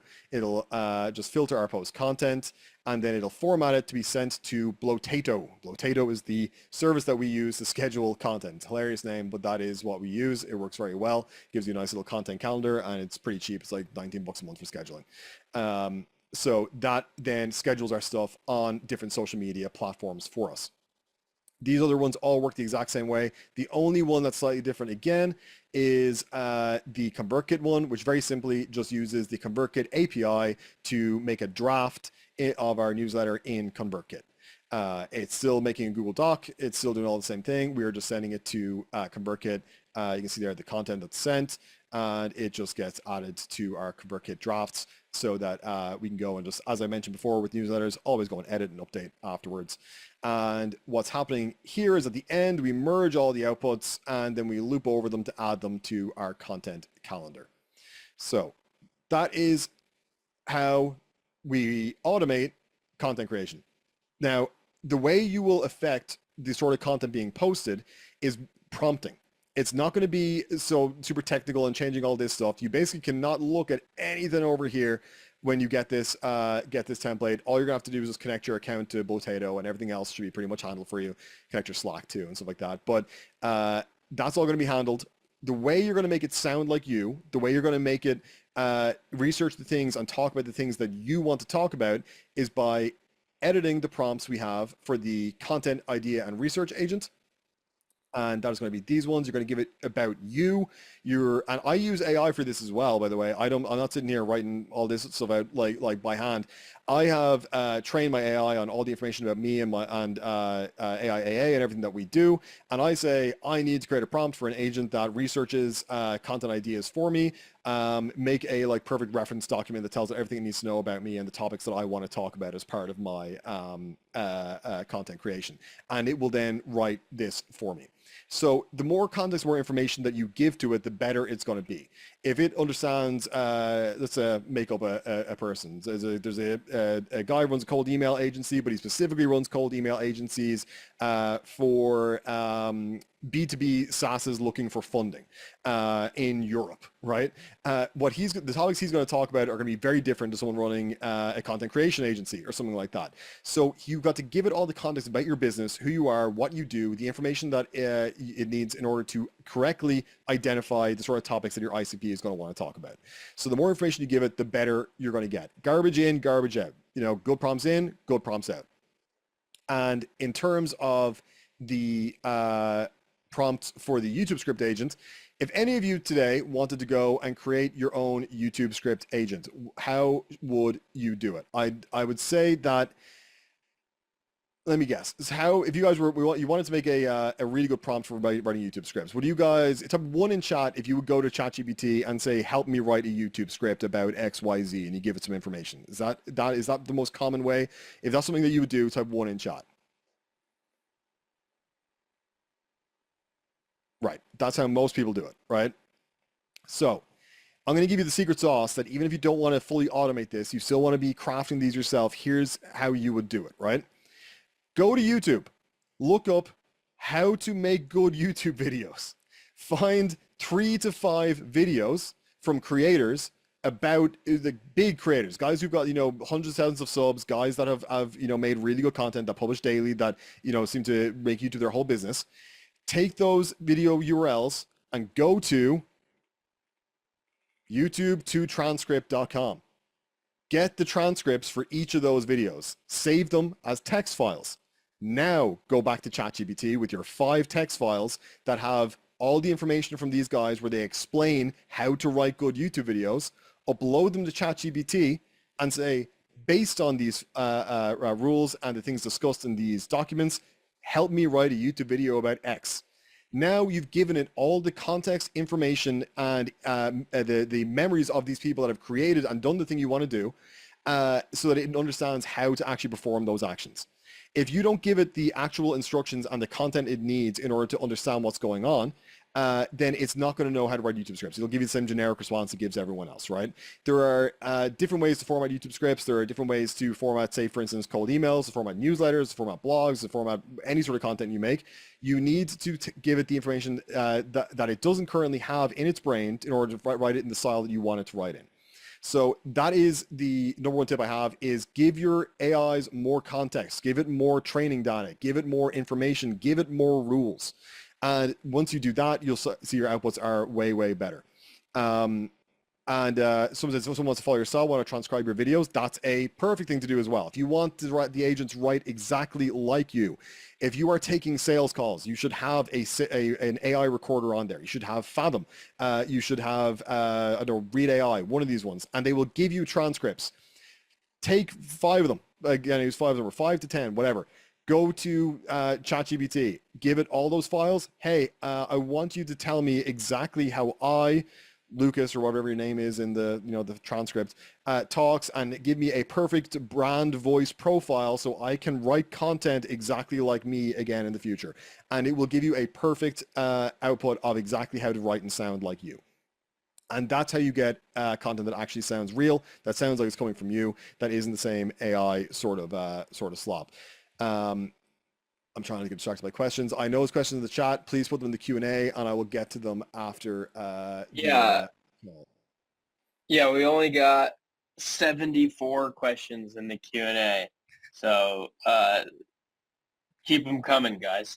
If you keep them coming, we'll be here all night, which is a great thing, because we want to make sure that we're delivering as much value to you guys as possible. The good news is we're almost an hour and a half into this, and we still have the same amount of attendees that we started with. So thanks for sticking on, guys. And we still have a ton of value left to share with you guys. I'll reiterate again that if you put a question in the chat, it's going to be ignored. I promise you, if you put a question in the main chat, it will be ignored, and we won't apologize for it. So please put it in the Q&A section. I've put this reminder in the chat like multiple times as Lucas is presenting, which is a distraction, but I just want to make sure that you guys are actually getting your questions answered. So please put your questions in the chat, or the Q&A box, not the chat. If we see a question in the chat, it's just going to be ignored. But anyways, we have another AI agent to show you guys, and then a ton of questions that we'll get into, and a couple other things to end the presentation with. So hopefully you guys are getting value. Again, if we can just check, because both Lucas and I have big egos, but we're also super insecure, and we need the reaffirmation from you guys that this is worth your time and it's valuable. Just put W's in the chat. Again, if you're getting value and if this has been worth your time so far, we'd really appreciate it. All right, cool. Yeah, that's all we really need. I actually haven't looked at the attendee numbers, so you mentioned it there, and I'm very glad to hear we're still at the same Everyone number. left, Lucas. Yeah, Everyone left. We can if close we close if we up. drop below 200, Dan like kicks the shit out of me in Tampa. So we gotta make sure that everyone sticks around. But Yeah, yeah, dude. so just Last to, thing I'll say too, by the way, uh, we're on this topic of AI agents. Daniel obviously talked to these guys about their offer. Tomorrow they'll hear from Dan and Christian about more of the sales process and the lead gen process. By the end of the day tomorrow, you should have like an all-encompassing view of how to, stitch everything together here. But Thursday is when it really all comes together. Daniel's going to go live again. So if you enjoyed Daniel's presentation and his energy and his personality on yesterday's live presentation, then just make sure to go on tomorrow's or Thursday's presentation with Daniel. I just want to give like a 1 minute break for Lucas to catch his breath and for literally every single person here. There's over 200 of you live on this call right now to go onto your calendar app. Literally right now, if you haven't done this already, go onto your calendar app and literally block off the day 4 session with Daniel. It's a must attend. If you're here on today's call, if you're on yesterday's call with Daniel, if you plan to be on tomorrow's call with Dan and Christian,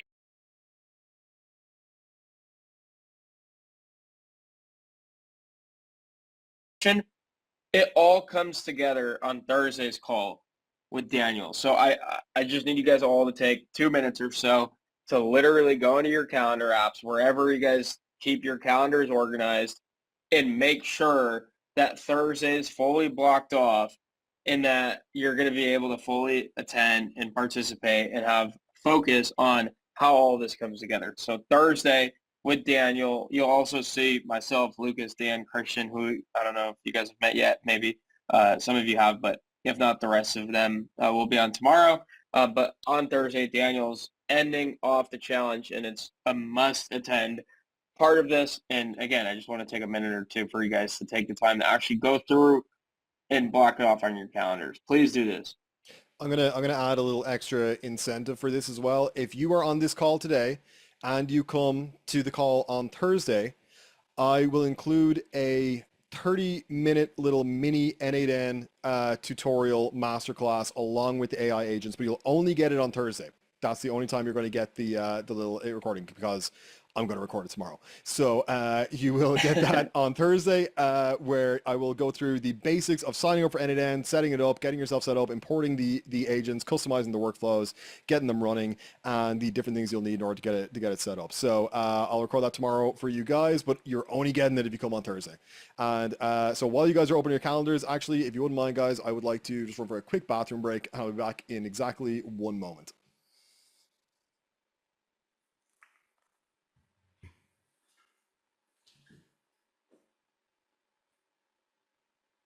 Alrighty, I want to just ask you guys in the chat if you can share with us real quick, what has been your biggest takeaway, biggest learning, number one action item that you're going to implement so far from what you've learned? Put it in the chat. Your number one action item, number one key takeaway so far from today's presentation. Sign up for N8N. Love it. What else? Automate the boring work. N8N, N8N, N8N. Create agents. What agent? Be specific. Be super, super specific here. This is for yourself. This is an exercise to help yourself understand how you're actually going to put these learnings into action. When you say automate the simple shit, what simple stuff? Be specific. The key here is specificity. Build a content agent, N8N agent for lead gen, brainstorm what's needed to be automated. Yeah, our agents are more simple than I thought before. Master N8N. Help a client write a book, so I want to make a book writing agent. Very cool. AI agents aren't super connecting my socials automations. Didn't know the potential. Going to gatekeep all of it. Scale. Yeah, Lucas, I just asked these guys to post so far their biggest takeaway and action item from the presentation so far. Awesome. So you can scroll through and see some good activity and engagement in the chat. We're still well above 200 people live with us here, so I we're like good to keep pressing forward. Jay's answer there is very good. I like that a lot. Partner with an experienced team of advisors to build out the infra and target ISP markets, drive additional revenues, pivot to talent acquisition and pipeline development, vertical markets. Yeah, it's good. Um, So another thing I want to clarify is that I know that a lot of this is very technical and hard to follow. As we said, I was hoping people wouldn't be falling asleep during this because I know that it's hard to keep going along with. And that's why if I was to build agents directly from scratch on this call, it would take the entire 2 hours for you guys to see me build like one workflow in full on, troubleshoot it and get it working and get everything set up. That's why we give you the templates, because I've put the time in to do that stuff for you. So that's why I'll be including on that little video I'm going to give you guys on Thursday. I will be building directly from scratch. I will pick from, in the Q&A later, post the type of agent that I haven't shown you here that you would like to see. Give me ideas for an agent to build, and tomorrow I will record a video where I build that agent live. And you will get that recording where you see exactly how this gets made, and you can follow along with it, as well as how to customize all of your existing templates you're going to get, that everyone's going to get here. So awesome! I'm just going to read through super quick because these are good answers. Making it all scary. We know it does all the work anyways. Yeah, and a lot less scary when you know AI does all the work anyways. I haven't even shown you guys the built-in N8N AI workflow builder that literally builds workflows that you describe to it. That's another little game changer. That's a funnels agent for sure. Okay, so agent create YouTube thumbnail, VSL, and funnel copy agent. Oh, Andre, I get excited seeing some of these because I know I've already got them. So I think what we'll do at the end of, just after I show you this agent, the final one, we're going to do a bit of Q&A, and then I will stay on a bit longer, and I will give you guys a sneak peek of some of the other tools we've built and the outputs from them, so you can see what those look like. So the guys that are interested in VSL and funnel agents, definitely stick around for this. Okay, awesome. So finally, we're going to take a look at the email marketing agent. What does this do? You give it information about your business, your product, your target audience, the usual sort of research stuff. It researches audience pain points. It writes an email nurture sequence. It schedules and sends automatically. It tracks opens and clicks. And what I forgot to put in here actually was it then optimizes the email sequence based on your results. So with this one, I'm going to actually run through this a little bit. Okay, let's go over different triggers, then the AI brain, and then the actions. Okay, cool. So let's go over and take a look at it.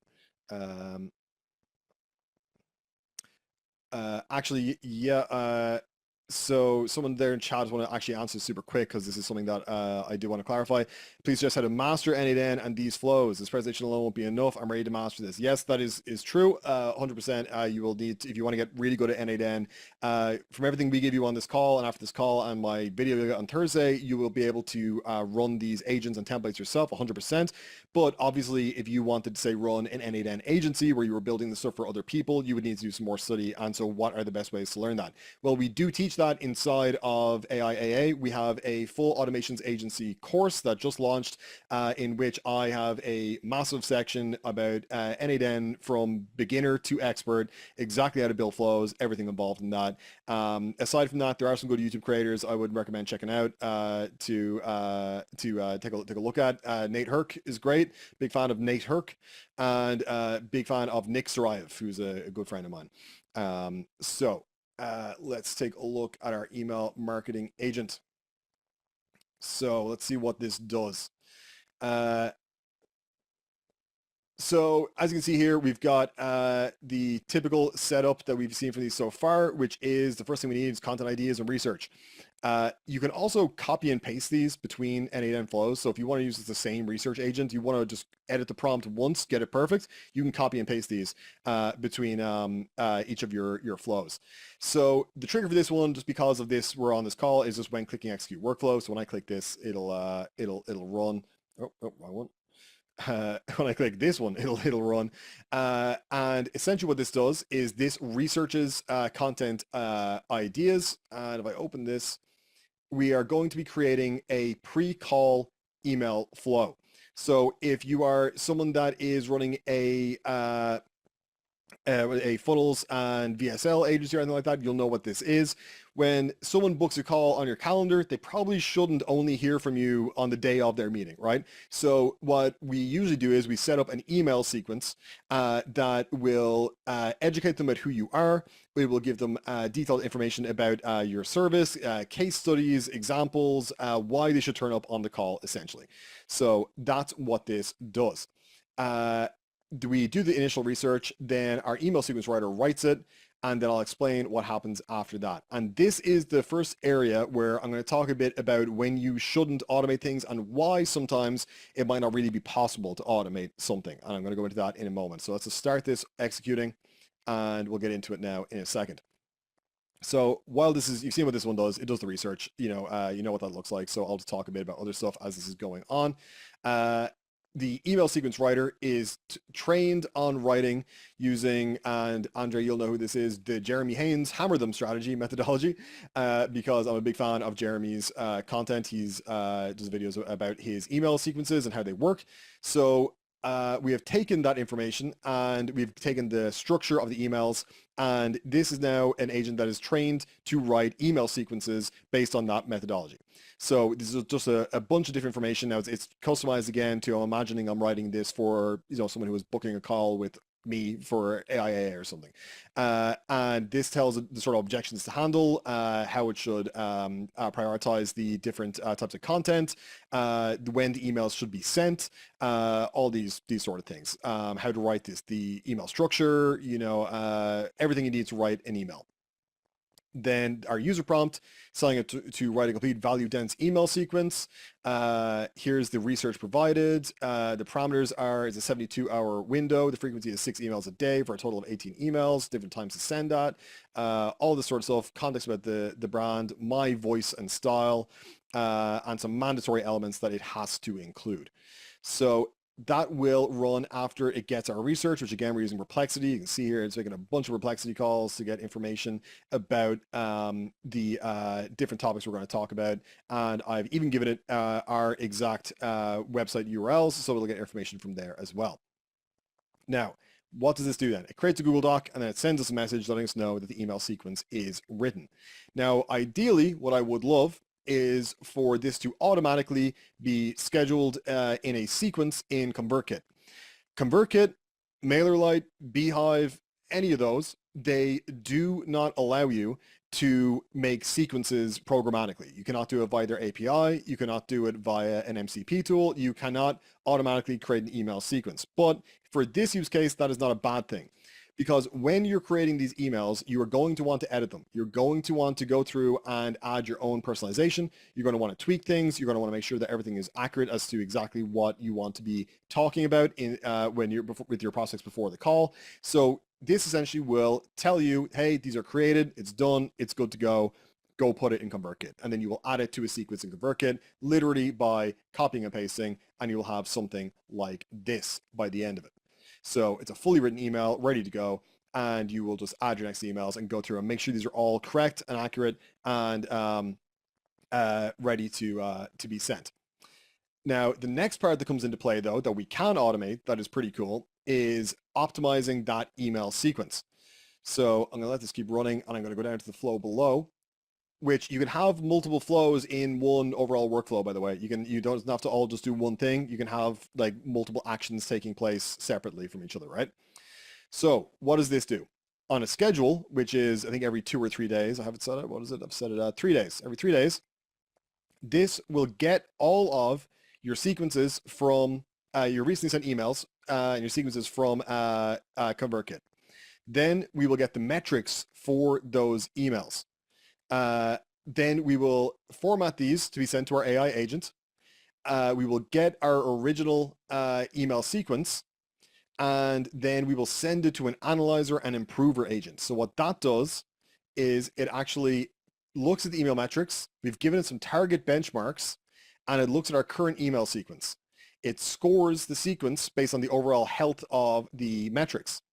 It diagnoses issues. It provides suggestions on fixing it and some recommended tests. Then if the agent scored the metrics lower than a total number of 7, Then it will send it to a sequence rewriter agent that will actually rewrite our sequence based on the suggestions from our analyzer agents. And it will make a new Google Doc and tell us, hey, your score was below 7. We've rewritten the sequence. Go update it.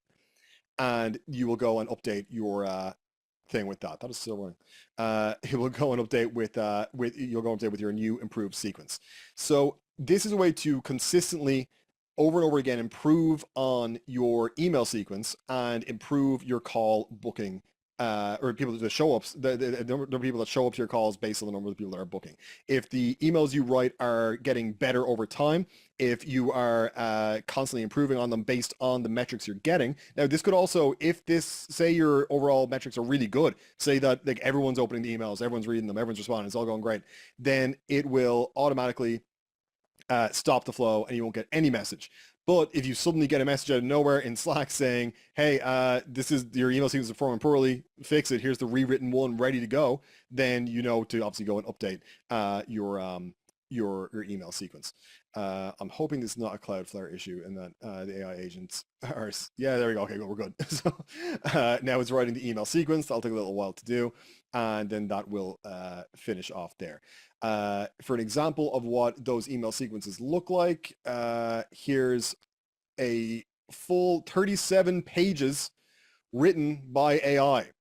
Most of you have probably seen ChatGPT crap out at, maybe fucking 10 responses or some shit, like when you're asking to write like a page or whatever. This has written 37 pages of an email sequence ready to go.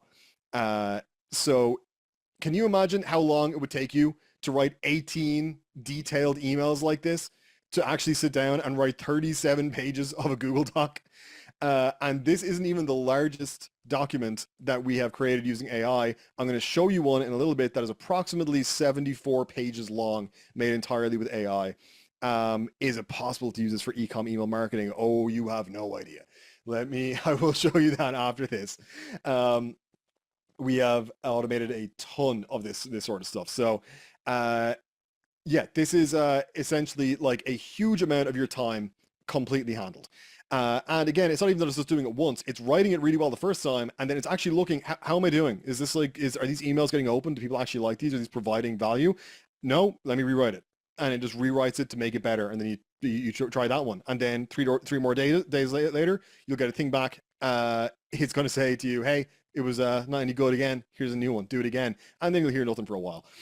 This is for a newsletter. Not for a newsletter. This is for sales process nurture. Yes, this is for pre-call email sequences. Now, you could do this for any type of email sequence, any type of sales related email sequence. You could have this do it for. I just picked a call booking flow, pre-call booking flow, because this is the most common one you guys should have set up, because obviously you want people to hear about you and know about you before they get on a call with you. And I imagine everyone is running some sort of book a call funnel as part of their agency. So that is the basic idea behind this. I see some more technical questions in the chat. Again, please put them in Q&A because I'll be going over these later. As you can tell, this was taking a while because it is writing about 37 pages. But that is the basis behind that. That is overall. We might actually, Andre, run back to the presentation and then go back to this when this is finished. I'll check back in on it. Just because, this is going to take a little while to do. Now, again, even if these things take a while to do, it should be noted that this is happening while you're asleep. It doesn't matter if it's going to take, 10, 20, 30 minutes. It would take you longer to do it manually, and you don't have to be involved in the process really whatsoever. But yeah, okay. Let's go back to the presentation. Again, he's just explaining how these work. So what are some common mistakes to avoid? Like super detailed, like the second one I showed you guys, the content creation one, that's huge. Again, he's just explaining how these work. So what are some common mistakes to avoid when you are building AI agents and you are making end-to-end workflows? Starting with complex workflows.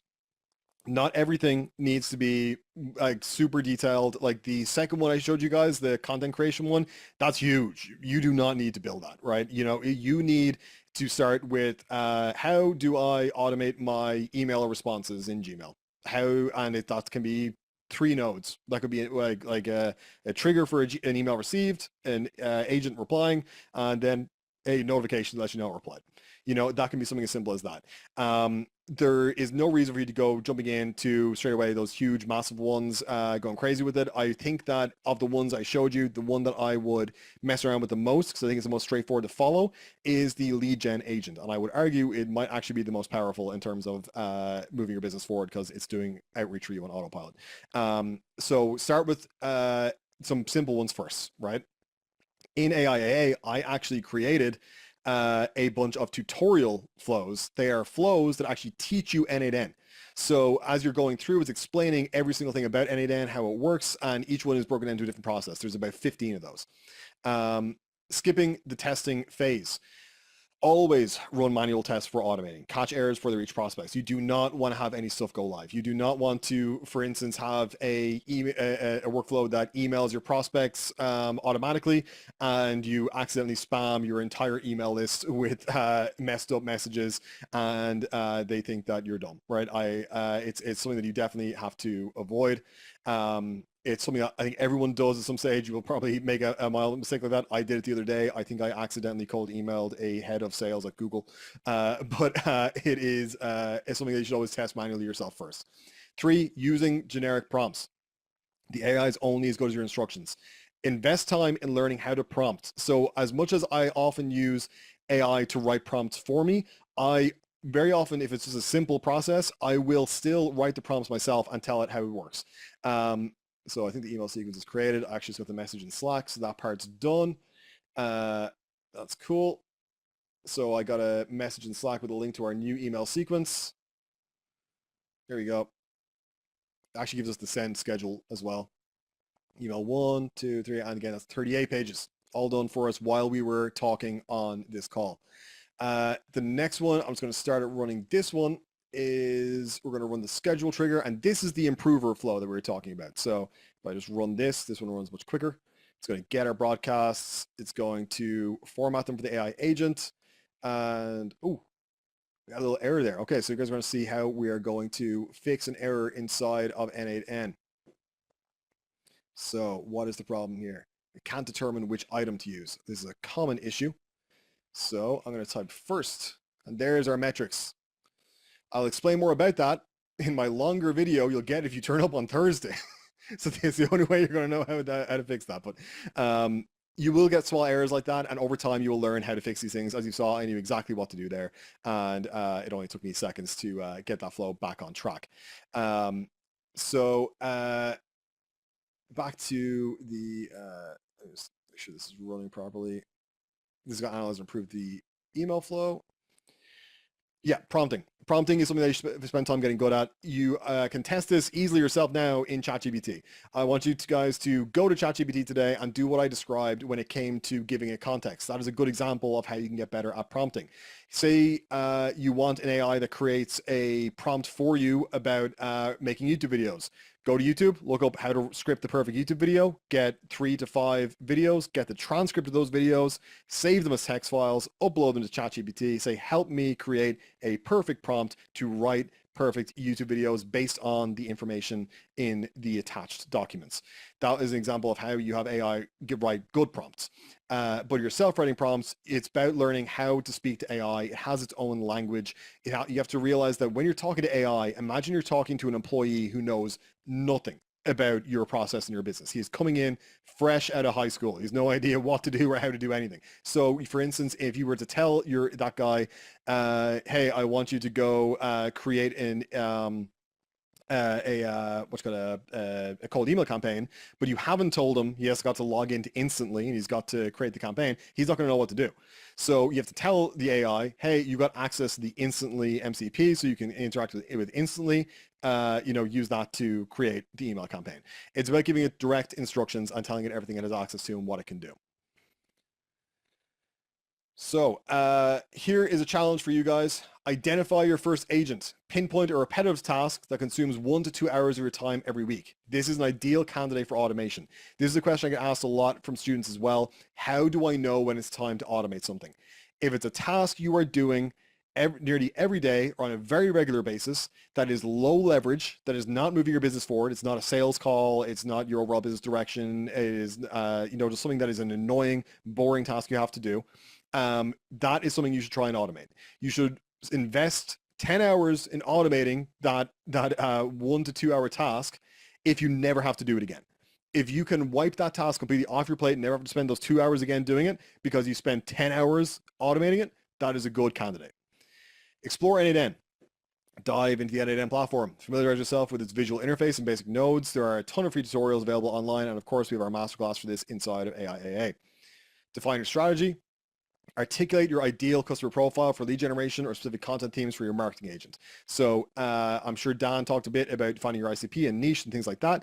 Make sure that you've got that all laid out, ready to go. That will be super useful when you are later on building agents for things like lead generation, or if you're customizing the lead gen agent that we gave you in the earlier section. Build, test, refine. Start building. Automation is an iterative process. Continuously test and refine your agents to optimize performance and achieve desired outcomes. I have edited and changed my newsletter writing agent more times than I can count. I constantly have ideas, oh, actually, that'd be cool if we could do that. And then I go and add stuff, remove stuff. I change the prompt slightly, whatever. You're always going to be adding to it to make it better. Download the templates. Download the agent templates we provided here today and start customizing them for your specific use cases. And that's it. Andre, do you want to hop in and have a look here what we got? Yeah, we have 116 questions open Oh my God. in the Q&A section, so we can just kind of blast through these. Lucas, did you want to just pick one of the workflow examples that people were requesting and see, how quickly we can build one from scratch real quick?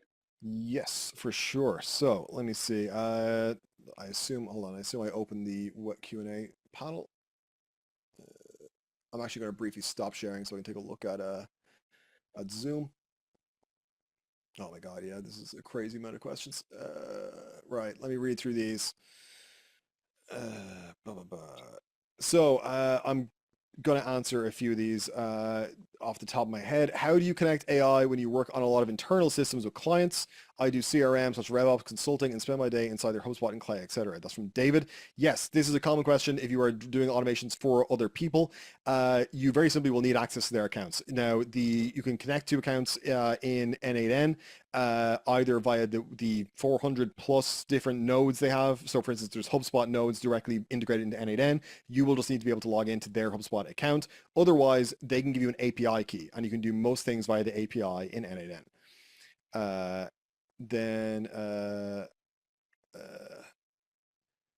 Oh yeah, so this is a good idea. So Justin asked, I thought Daniel said that AI automation agencies are not worth it. What's the difference between AI assisted agencies versus AI automation agencies? Is this not AI automation using N8N? Yes, this is a very good question, Justin. So this is AI automation using N8N. The difference is that you would not usually be selling these or building these for clients. That would be an AI automation agency. We teach you how to use these to streamline your agency's process and to perform tasks that you no longer want to do. Again, we give you tons of templates inside of CA, hand-built by me to automate your most repetitive tasks. I'll be showing you some of those later on, and basically trying to automate about 80% of all of your fulfillment. So that's the difference between an AI-assisted agency and an AI automation agency. An AI automation agency builds custom automated solutions for other companies and businesses. An AI-assisted agency uses AI tools within their own workflows and their own processes to fulfill for their prospects quicker and at larger scale. Yeah. So Lucas, let me just rip through some of the most recurring questions, and then I think we can end this with like a full walkthrough of building something out from scratch, just to show these guys like the basics of N8N. And then we can follow it up obviously with a recorded video, either from you today or tomorrow, for those of the attendees who are here on Thursday, to see like what that actually looks like in depth. But first question, like the most common question that I've seen throughout the Q&A section, is how much does this cost? A lot of questions about cost, especially with all the different tools that are involved. Yeah, for sure. So cost. So it depends on the complexity of the workflow, is the answer that I would give for that. So most of you guys are probably used to paying for like ChatGPT or Claude or something, and you pay like a set amount per month, like $25 a month or whatever, and you get access to ChatGPT, and that's how it works. we use AI agents use what are called tokens, and essentially you are charged a few cents per token that is used by these AI agents. The way that you can modify this and that you can reduce these costs is often by modifying your prompts to be smaller to use less tokens. It can be by setting limits on how many times the AI, for instance, can actually talk to its LLM before outputting an output. You can choose different models that use less tokens. For instance, you guys saw on the content one, I had an AI agent that just gave a title to the documents. I think I actually use a free AI tool for that called DeepSeek. So that doesn't even cost me any money to do that. It's a free AI because it's such a small task. It's just looking at the text and making a title. Using an AI agent to sort the Q&As, collate and summarize. That would be great. Yeah, so around like cost, it really is just about managing your workflows. I go over a little bit about that again in AIA, the kind of best practices for doing that. But it's about reducing the size of prompts. It's about adding custom limits. It is about if you can, there are some things that you might not even need to use an AI for. So for instance, you saw in a workflow there, I was getting a document from Google Drive. I could have used that as a tool with an AI agent, but that's a very simple task. I don't really need to do that. I can just use that as a node inside N8N that will just pull the text from the Google Doc. So yeah, there's a multiple ways to do it. But overall, if you want to ask me like how much all of like these would have cost me to run today, not a ton. So the actual agents themselves, I probably used while running through all of these workflows, maybe a total of like $5 maybe. I think we use OpenRouter for all of our access to LLMs because you can access every LLM through OpenRouter instead of having to individually add your credentials for OpenAI and Claude and things like that. And then in terms of the other tools, Explorium, they have a plan for as cheap as $20 a month for like a ton of credits to access their database. Apify is charged per amount of runs. So like the LinkedIn scraper, I think charges like literally like 5 cents per like scrape or something. And then the Instantly MCP is free. So you're just paying for your Instantly account. Yep. Things like that are always a bit cheaper. But yeah, that's the basic answer to that. Okay. Just add Yeah. that, sorry, someone asked how much does N8N cost? N8N has multiple tiers. They're on their N8N website. If you go for their cloud hosted version on the N8N.io website, $25 is the cheapest. Then it goes up to, I think, $60. And then there's a very, very expensive $1,000 plan. But you can self-host N8N and run it for only the amount you use it. I was self-hosted N8N that I pay never more than $20 a month for, and I've got tons of workflows in running.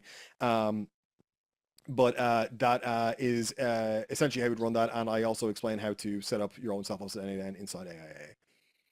Yep.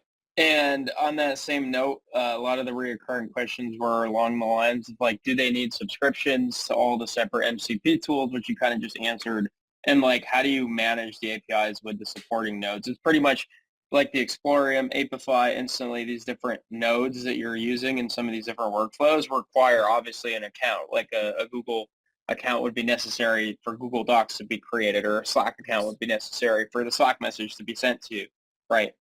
Absolutely, yeah, 100%. So just the way that works is essentially is just that they have like usually an API key that they give you. So you just have to Yep. add the API key, and then it's able to access your account via their API.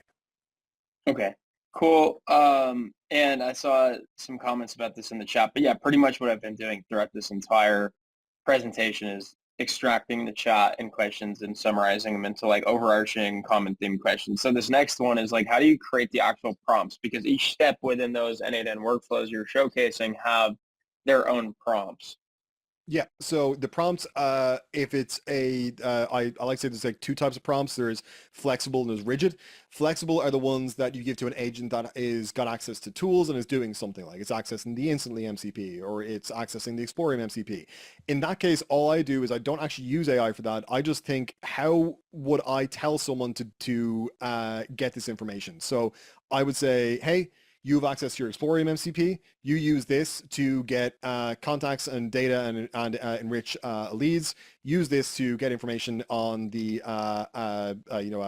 ICP provided above, and then like just give it kind of descriptions on like I'll tweak it then based on the output. Maybe I see that like it didn't get exactly who I want, or maybe it only searched for like 5 companies. Also, I'll add like always search for the amount of companies mentioned in your user prompt. Things like that. You're kind of iterating on it over and over, but those are simple prompts. When I want a rigid prompt for like outputting YouTube scripts in the format I always want them output in, that's when I do the process I've described about like giving it context on how to make a good YouTube video, and then I go to an AI and I tell it, here's all these videos about or making good YouTube videos. Help me create a prompt for an agent that always writes perfect YouTube videos, and it will give me the prompt that I then copy and paste in. Awesome. Awesome. Okay.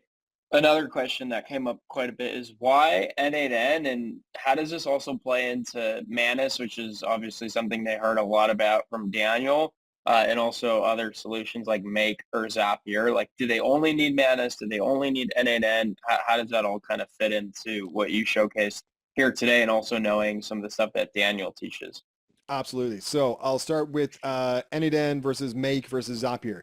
They all do the same thing. It's really just about what you prefer using. I have seen some crazy good make.com flows too.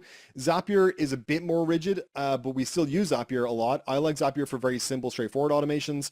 It's literally, just like, when lead books call, send me a notification, like something like that. Like that's like just really simple to set up. And Zapier, I believe, also does have more in-app integrations than N8N. So there's more direct integrations with existing apps that are out there. In N8N, there's a ton, but you might have to do a custom API request or something to get the information you want. It's rare, but you sometimes do have to. In terms of the difference between Manus and N8N, Manus is phenomenal. I love Manus, but Manus itself is an AI agent. Manus itself is an AI that has access to tools, and those tools in Manus's case are its web search tool and its document creation tools. So when when you go to Manus and you say like, find me leads to do with this ICP, blah, blah, blah, and then you see literally create the little fake web browser and it goes and does shit, whatever, like that is an AI agent. So the difference is that Manus requires you to give it an input. You've got to actively be sitting there telling it what to do, and then you've got to wait for it to go and get the thing and then download the file, and then, you got it. Great. Cool. You did it. It maybe only took you 30 minutes, but you had to sit there for 30 minutes and wait for it to be done. In comparison, N8N agents, you can modify directly yourself how they act and what they do. You can give it access to custom tools that Manus might not have access to. For instance, I don't think Manus has got the instantly MCP connected to it. And you also don't have to be there watching it. You can literally set it to run on a schedule. You can set it to run on a certain, action from another app. You can, like when someone books a call on Calendly, go and research them and get all the information, blah, blah, blah. Usually if you were to do that with Manus, you would have to wait till someone books a call, get their email, go maybe find their LinkedIn or something, go to Manus, go research this person. So that's the difference. Is basically Manus is fantastic, great tool, but it's still a tool you have to use, and N8N you can automate that tool usage. Yep. Clear differentiator. So it's more, the answer is really both, right? Different use cases both serve different purposes that you're going to need if you're running an agency or an AI-assisted agency business. Okay, this is a common one. There's really two different questions within this question, which is how do you ensure high quality output, and how do you avoid repetitive leads, like in the lead gen N8N workflow, or repetitive posts like in the social media workflow? I'll just comment on this real quick because I also obviously use a ton of different AI workflows in the different businesses that we're running. When it comes to quality, again, this isn't something that you can just like expect AI to do for you. This is where you as the business owner really have to step in and guide it and hold it to the standards that you hold for yourself and for your business and for your personal brand content, for your lead gen, etc. And the way that I improve AI over time is by continuing to give it examples of good outputs and giving it examples of bad outputs so it can get better over time.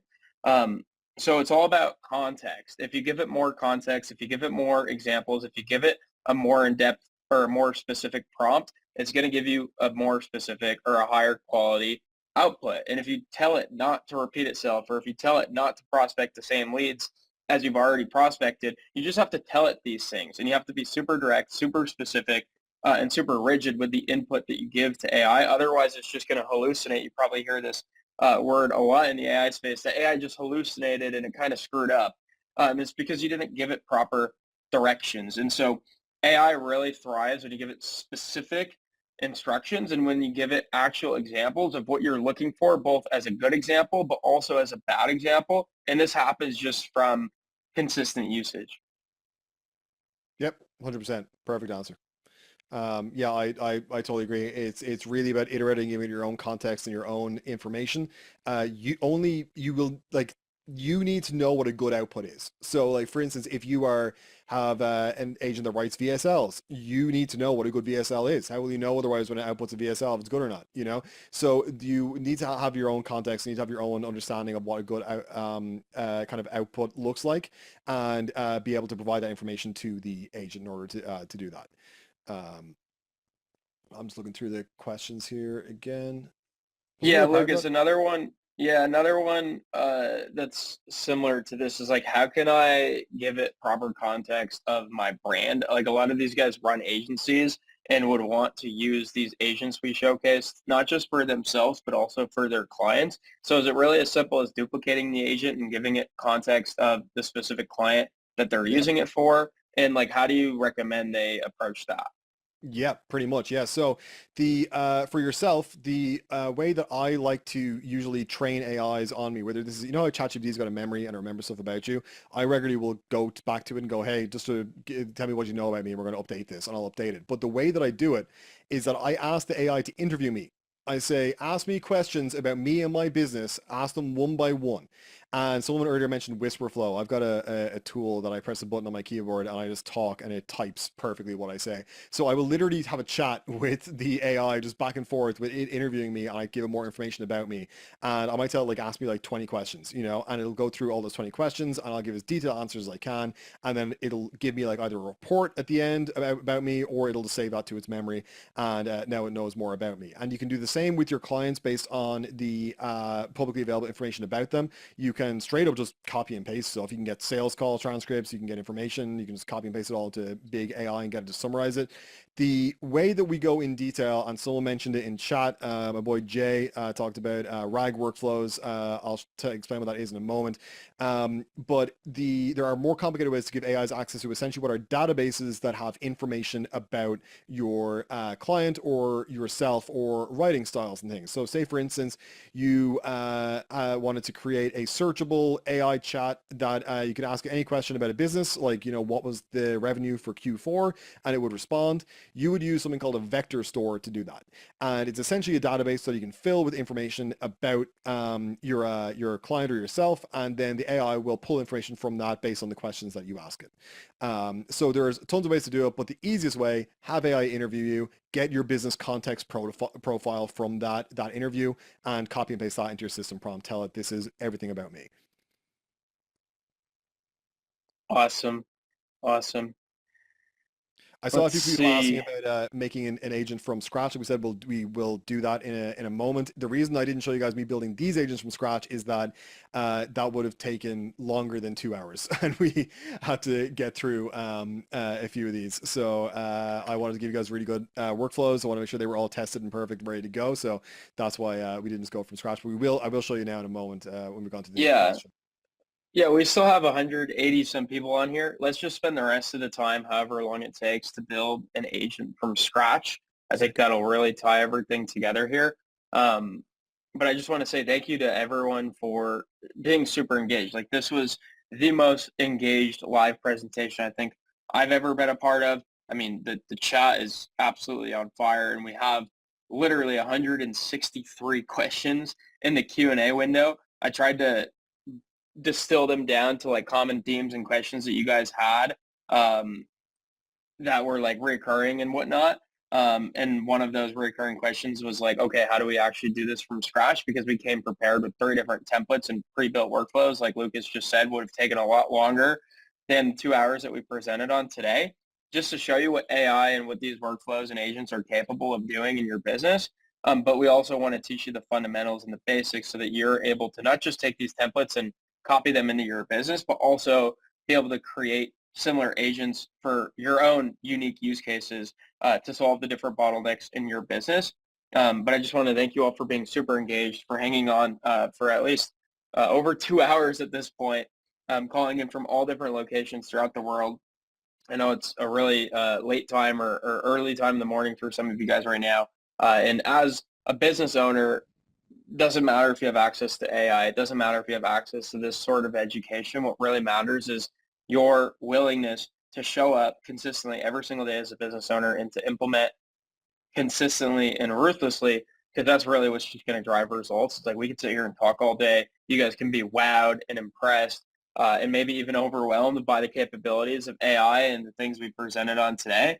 But none of it matters. Literally none of what Daniel talked about yesterday, none of what Lucas and I talked about today, none of what Dan and Christian talk about tomorrow, and none of what Daniel talks about on Thursday will matter if you as a business owner don't take ownership and actually put this into action, not just tonight, not just this week as the hype is there and the excitement is there, but for the next 6 months, for the next 12 months. I've been doing this for 5 years. It still feels like every single day when I wake up, we're just getting started. That's the mentality that you need, guys. You need to stay with this for years to come if you want to be successful, if you want to have staying power in this industry. And it needs to feel like every single day when you wake up, you're a beginner. You have so much to learn. Like I'm sitting here listening to some of the things Lucas is teaching you, and I'm like taking notes for myself to go and do further studies and to go onto YouTube and start learning some of these skill sets even deeper for myself, because I know the biggest asset as a business owner is to stay up to date with all these exciting technologies that are coming out,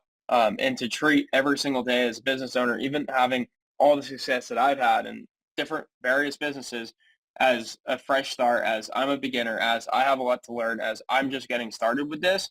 If that's not the mentality that you're approaching your business with, not just in the very beginning, but also 5, 10, 20 years into it, you're going to lose all these newcomers that you're probably seeing, all over your social media, bragging about all the results and the business growth that they're seeing as a result of this new AI wave.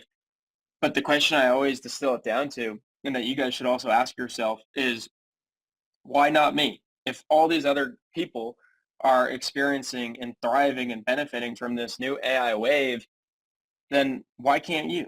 There's nothing different about all these people, including myself, including Lucas, including Daniel, that, makes us unique or special that you also don't possess. It's just a matter of consistent implementation. It's a matter of showing up every single day with the right attitude and just an extreme amount of effort to really make it work, and realizing every single day that you still have so much to learn, that you're still a beginner, that you don't have it all figured out, but that shouldn't stop you from pushing forward and giving it your best every single day. That's what got us to this point. That's what's allowing us to be here in front of you guys, a crowd of over 200 people that pay to be a part of this challenge. We truly want you guys to succeed with this information, but I promise you, all this challenge information and learnings and excitement that you have right now will wither away and be absolutely worthless if you don't actually put it into action, not just this week, not just tonight, but literally consistently for the next, for the years to come. And I want to be, a part of your guys' success story. I want to be able to meet you guys at our events. I want to see you guys in the future on the timeline or in our community or wherever it might be. I want to see you guys succeed, but it always, and I can't stress this enough, it really just comes down to your willingness to implement. And so please don't let this be something that excites you just while we're here on this call, or just during this challenge week, or just for a couple of weeks to come. Like, let this excite you every single day. Wake up refreshed with that attitude, with that mindset of, I'm a beginner, I have a lot to learn.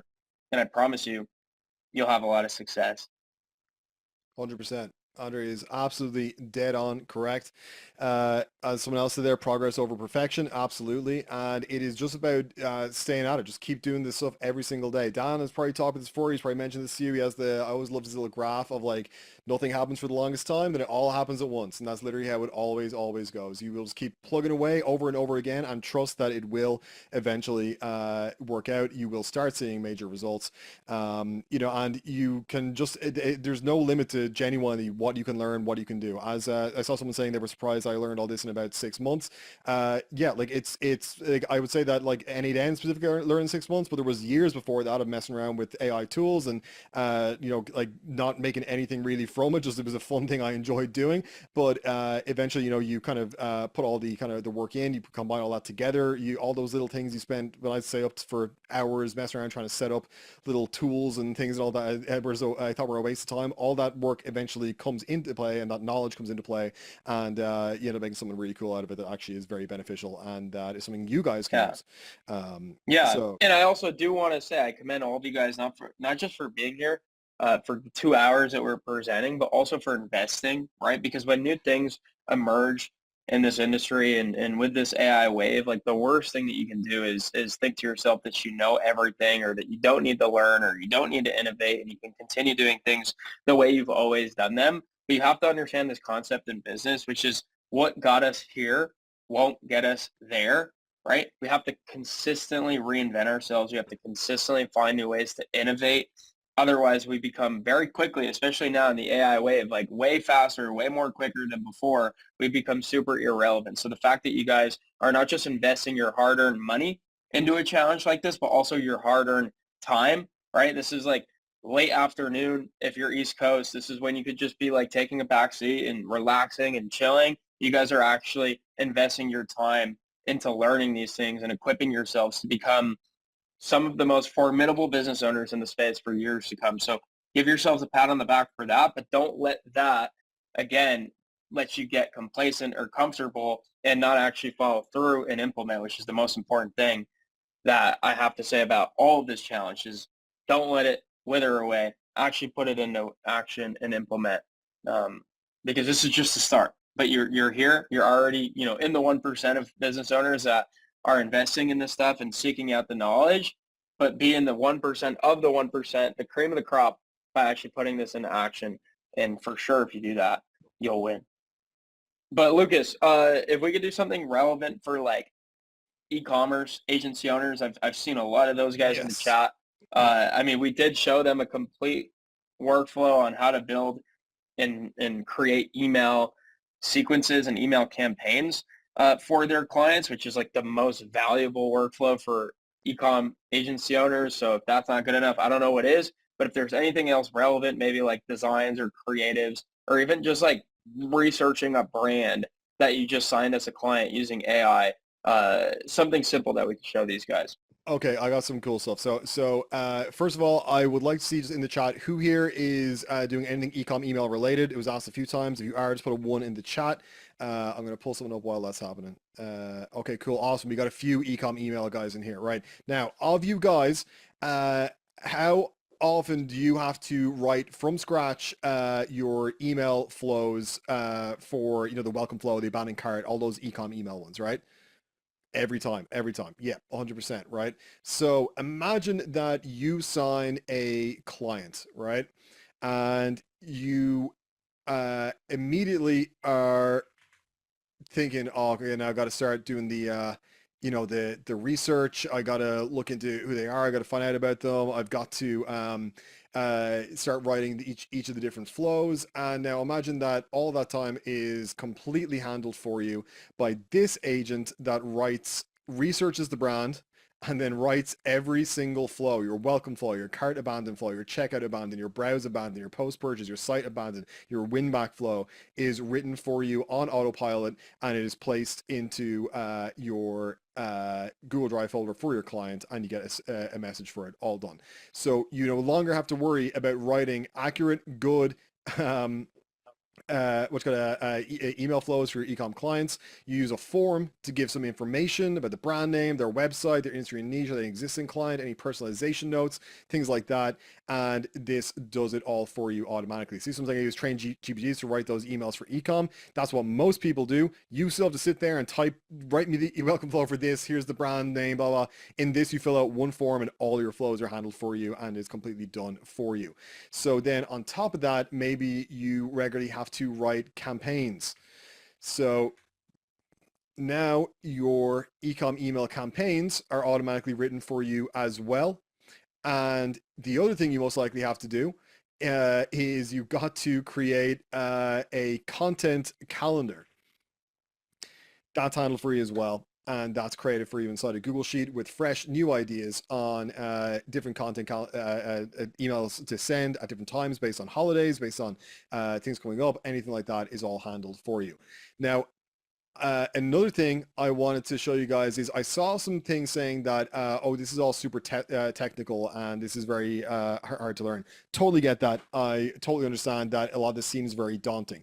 I promise you it's not. And I've made this as easy as possible. Inside AIA, we have tutorials that include tutorial flows that explain everything about N8N. There's actual notes on here that explain exactly how these work. I have videos that go through every single one of these and we tell you what each node does so that you can follow along, learn what every trigger type is, how it works and what it does, when to use them, the different use cases for them, how to integrate things like Gmail directly into N8N, how to make an agent that interacts with Gmail, how to do basically how to interact with APIs. This one is huge and explains everything you could need to know about APIs and how they work and the different things that they do. So there's a full course inside that breaks down all of this stuff. It goes super detailed, and these are just a few of the tutorial flows that we have for this. And yeah, what is the other thing I wanted to go over? So obviously we're going to build a flow, I think, from scratch to show you guys what that looks like. Oh, I wanted to show you guys the AI workflow builder. So you'll notice in N8N, when you create a new workflow, you've got two options: add a first step or build with AI. Just like with ChatGPT, you can describe the automation you want and N8N will do its best to build it for you. These get very, very, very good. These are trained obviously on all of N8N's APIs and documentations. It's real time, so it does a pretty much perfect job each time. RAG agent, someone said there. So I'm going to first explain what a RAG agent is, and then I'm going to have N8N here generate one for me. So a RAG agent, RAG stands for Retrieval Augmented Generation. What that means is that the AI can retrieve documents or text in order to improve the generated content that it makes.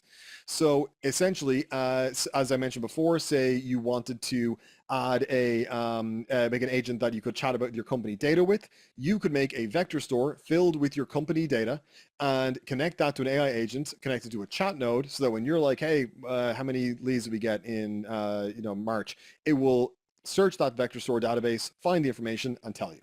And that is a super, super powerful one. So this is the pre-built RAG knowledge assistant suggestion from N8N. Build a pipeline that accepts PDF, CSV, or JSON files from an N8N form. Chunk documents, generate embeddings, store in a vector database. Use the file name as a document key and add metadata.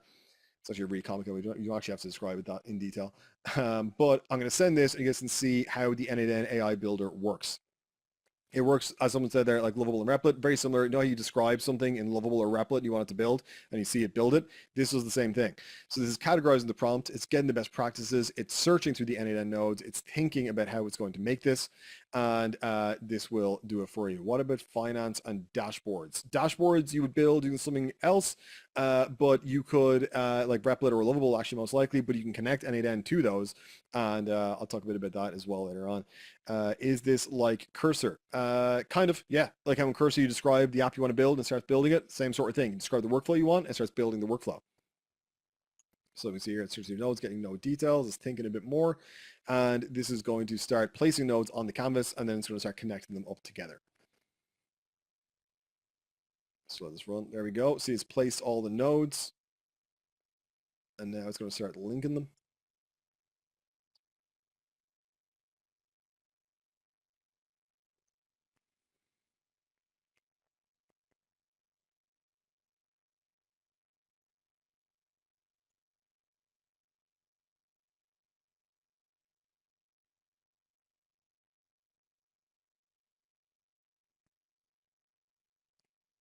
All right, so nearly done. Let's connect them all up. I'd say it's adding the system prompts and things here.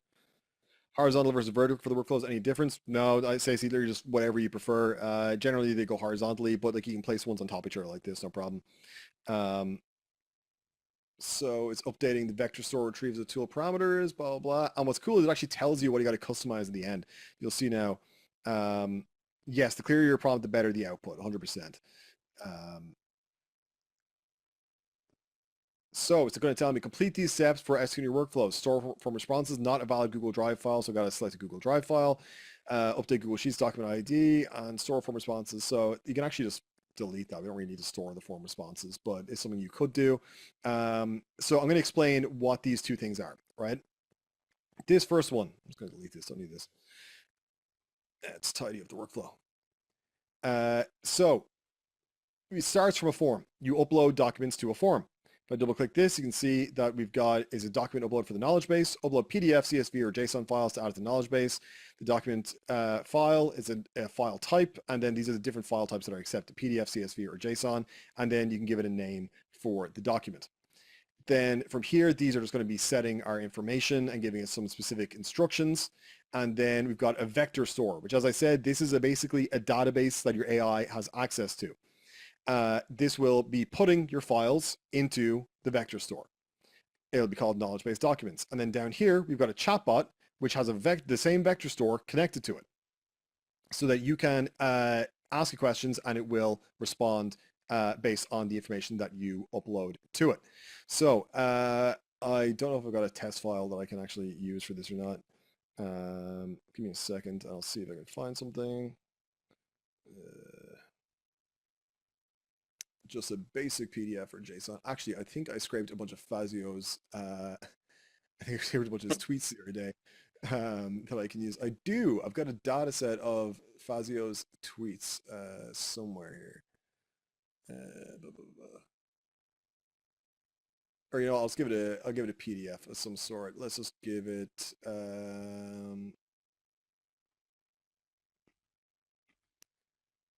what's a good one I can give it?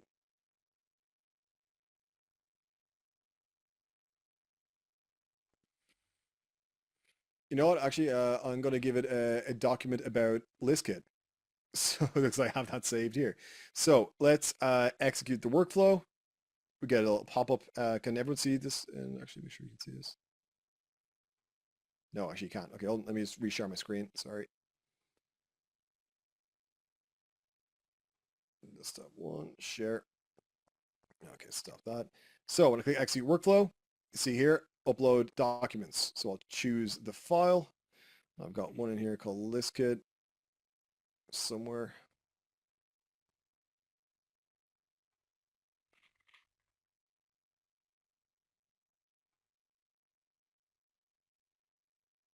ListKit.pdf. Okay. ListKit. Upload document. So that's been submitted. So we've got, okay, bottom has no binary field data, so that's fine. We can insert documents, whichever. So it's called document file is the name of the input that. So that's N8N messing up the workflow. This is an example. See here, look at this. It messed all this up when it was creating the workflow. So that should come from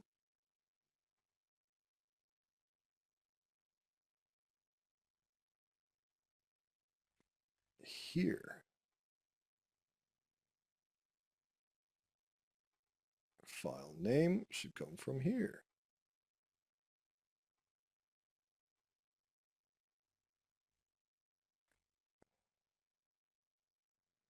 And that should be document name. So there we go.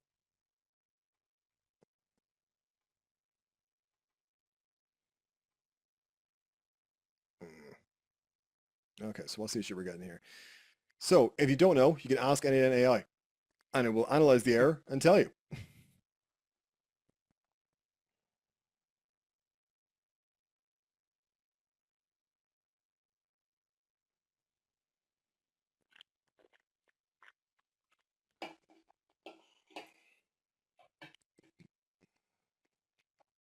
Okay. binary field named data in the input, but it cannot find it. Gotcha. So it's our document loader that's causing the issue here.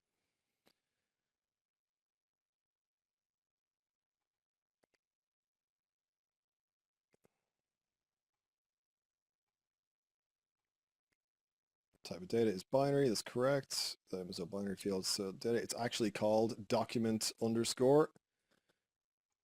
What was it called again? It was called document underscore file.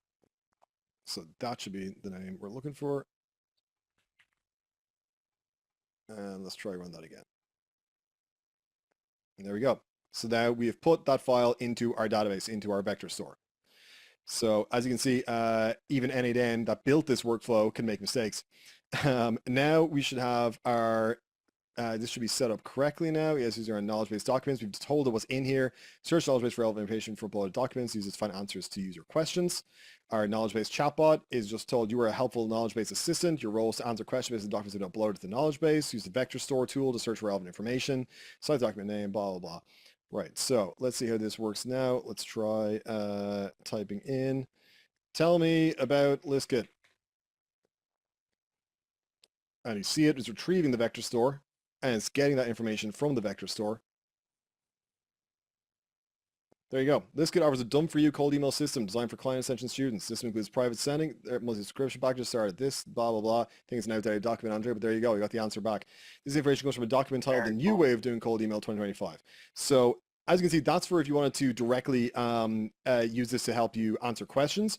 But I'm going to go show you guys how I use this with my newsletter writer. And this is what we talked about a little bit earlier when I was talking about how I do my my newsletter. You can see here, this is a really big ass flow. It's a very long flow. But the most important part here is this part and this part. So what's happening here is just like with the other workflow I just showed you, this is a vector store. I'm just using a service called Supabase for it. Supabase just works a little better. You're going to have more data in there. And what's happening here is in Telegram, basically, if the message from Telegram is a voice note, then it gets the file from Telegram and transcribes it. But if it's text, it just sends it directly to our newsletter writer. And the newsletter writer is got access to a vector store that is trained on newsletter examples. And I've told it, use this knowledge base to inform newsletter writing. You only use the information to help with the style and formatting of the newsletter, not the facts and key details. And now when I send a voice note to Telegram, this will automatically run and it will run through the vector store, find a bunch of examples of writing styles, and it will take my 6-minute long rambling brain dump and it will turn it into a formatted nice newsletter. If you want to see what these actually look like, appliedleverage.io. And this is where all these images are also automatically generated using Midjourney. There's my retard maxing playbook where I did get Midjourney to write the word retard on the helmet. And this is all done from me talking into my phone, and then I get a newsletter right out of it.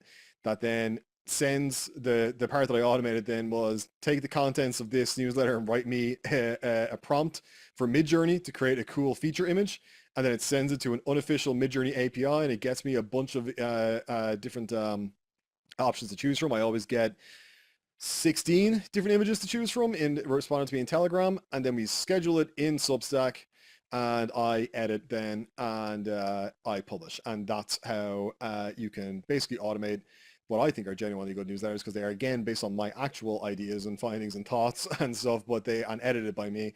But it just formats my thoughts into a nice story, makes it easier to read.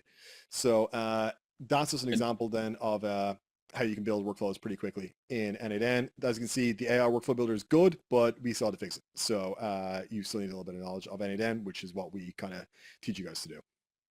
Yeah. Awesome, Lucas. Let's end it at that. It's been 2.5 hour, really content heavy, tech heavy. I do want to end it, but very quickly, someone briefly, and I've asked repeatedly about the VSLs and funnels. I just super quick want to show something about that before we go. We have a bunch of funnel agents. There's a funnel strategy agent that is a pretty simple one, but it does a bunch of detailed funnel strategy. And the other one is the funnel copywriter. And this one is where things get crazy. So this one will do market research. It will get your original strategy document that you generate with your other workflow. It will write the sales page. It'll write the email flow, and the output of that looks something like this. This is 74 pages. It is the full funnel strategy. It is the goes over the content strategy. It goes over the technical implementation plan. It goes over the sales team integration. Then it actually writes the sales page for you. And it even writes all of the emails to go. It gives you actually A/B, it gives alternative headlines, gives CTA variants, A/B testing roadmap for testing this. It writes all the emails for you. It does absolutely everything for your funnel so that you can get this done for your client ASAP. And we also have a specifically just for VSLs, we have a similar VSL funnel writer that writes the entire VSL funnel, including the it creates a hook, then it sends the hook to a story architect, which creates a story, which then it sends it to an objection handling agent, which handles all the objections, which then writes a closing CTA. And also, mildly, we do also have considering we're on this, a webinar funnel generator that creates not only the webinar copy itself, but the slide decks, the registration page, the email sequences, and the thank you page, and creates all that for you. So, sorry. All right, well, last one, Angela, we can go. Someone asked about YouTube. Yes, we have a fire YouTube script creator that does a bunch of research. It looks for your last created YouTube script. It pulls the client's recent YouTube videos if they have them. It uses a data intelligence agent to research the market. It uses a category agent, an audience persona agent, a content strategy agent, a script writer, a quality reviewer, a script improver, an SEO package agent, and then finally you get your finished YouTube script. It's pretty insanely detailed, and we have a ton of these inside of AIAA, including the AI dashboard that I'm sure you guys saw with Dan, but super quick, just so I can show you guys where you get these. Let me in here.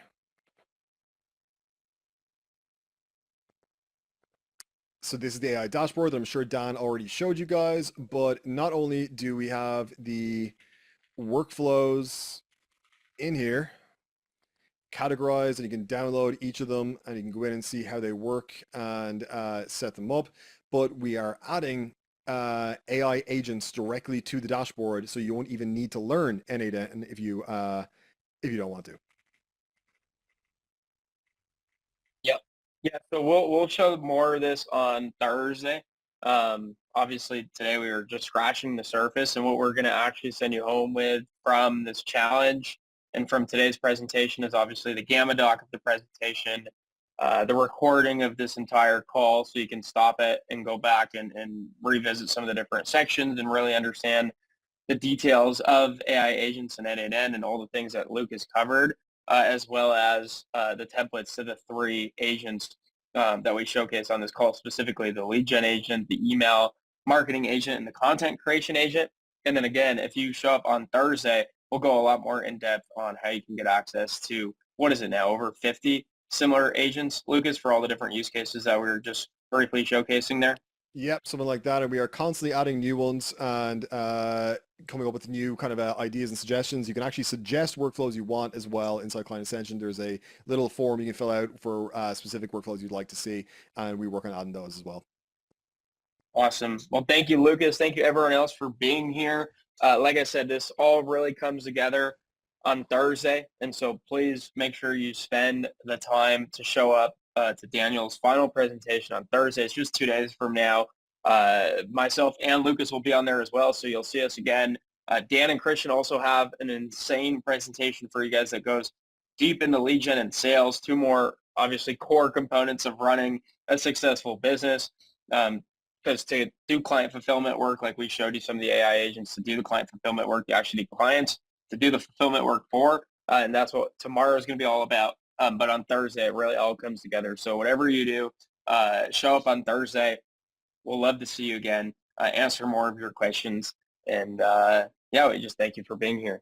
Appreciate it. It's been an awesome 2.5 hours, and we can't wait to share everything with you guys. Yep, very excited, guys. I am literally getting these agents ready to be sent now. Uh, so we are good to go, and I think Thursday's going to be really fun. And that is also where you have to come if you want to get the super extra special tutorial video from me. So make sure everyone comes along to that, and look forward to seeing everyone. And obviously, also Dan and Christian's call tomorrow is going to be absolutely fire. So make sure you attend Yeah, that too. good stuff. All right, thanks, Lucas. Thank you, guys. God bless. Peace. See you guys. Peace, everyone.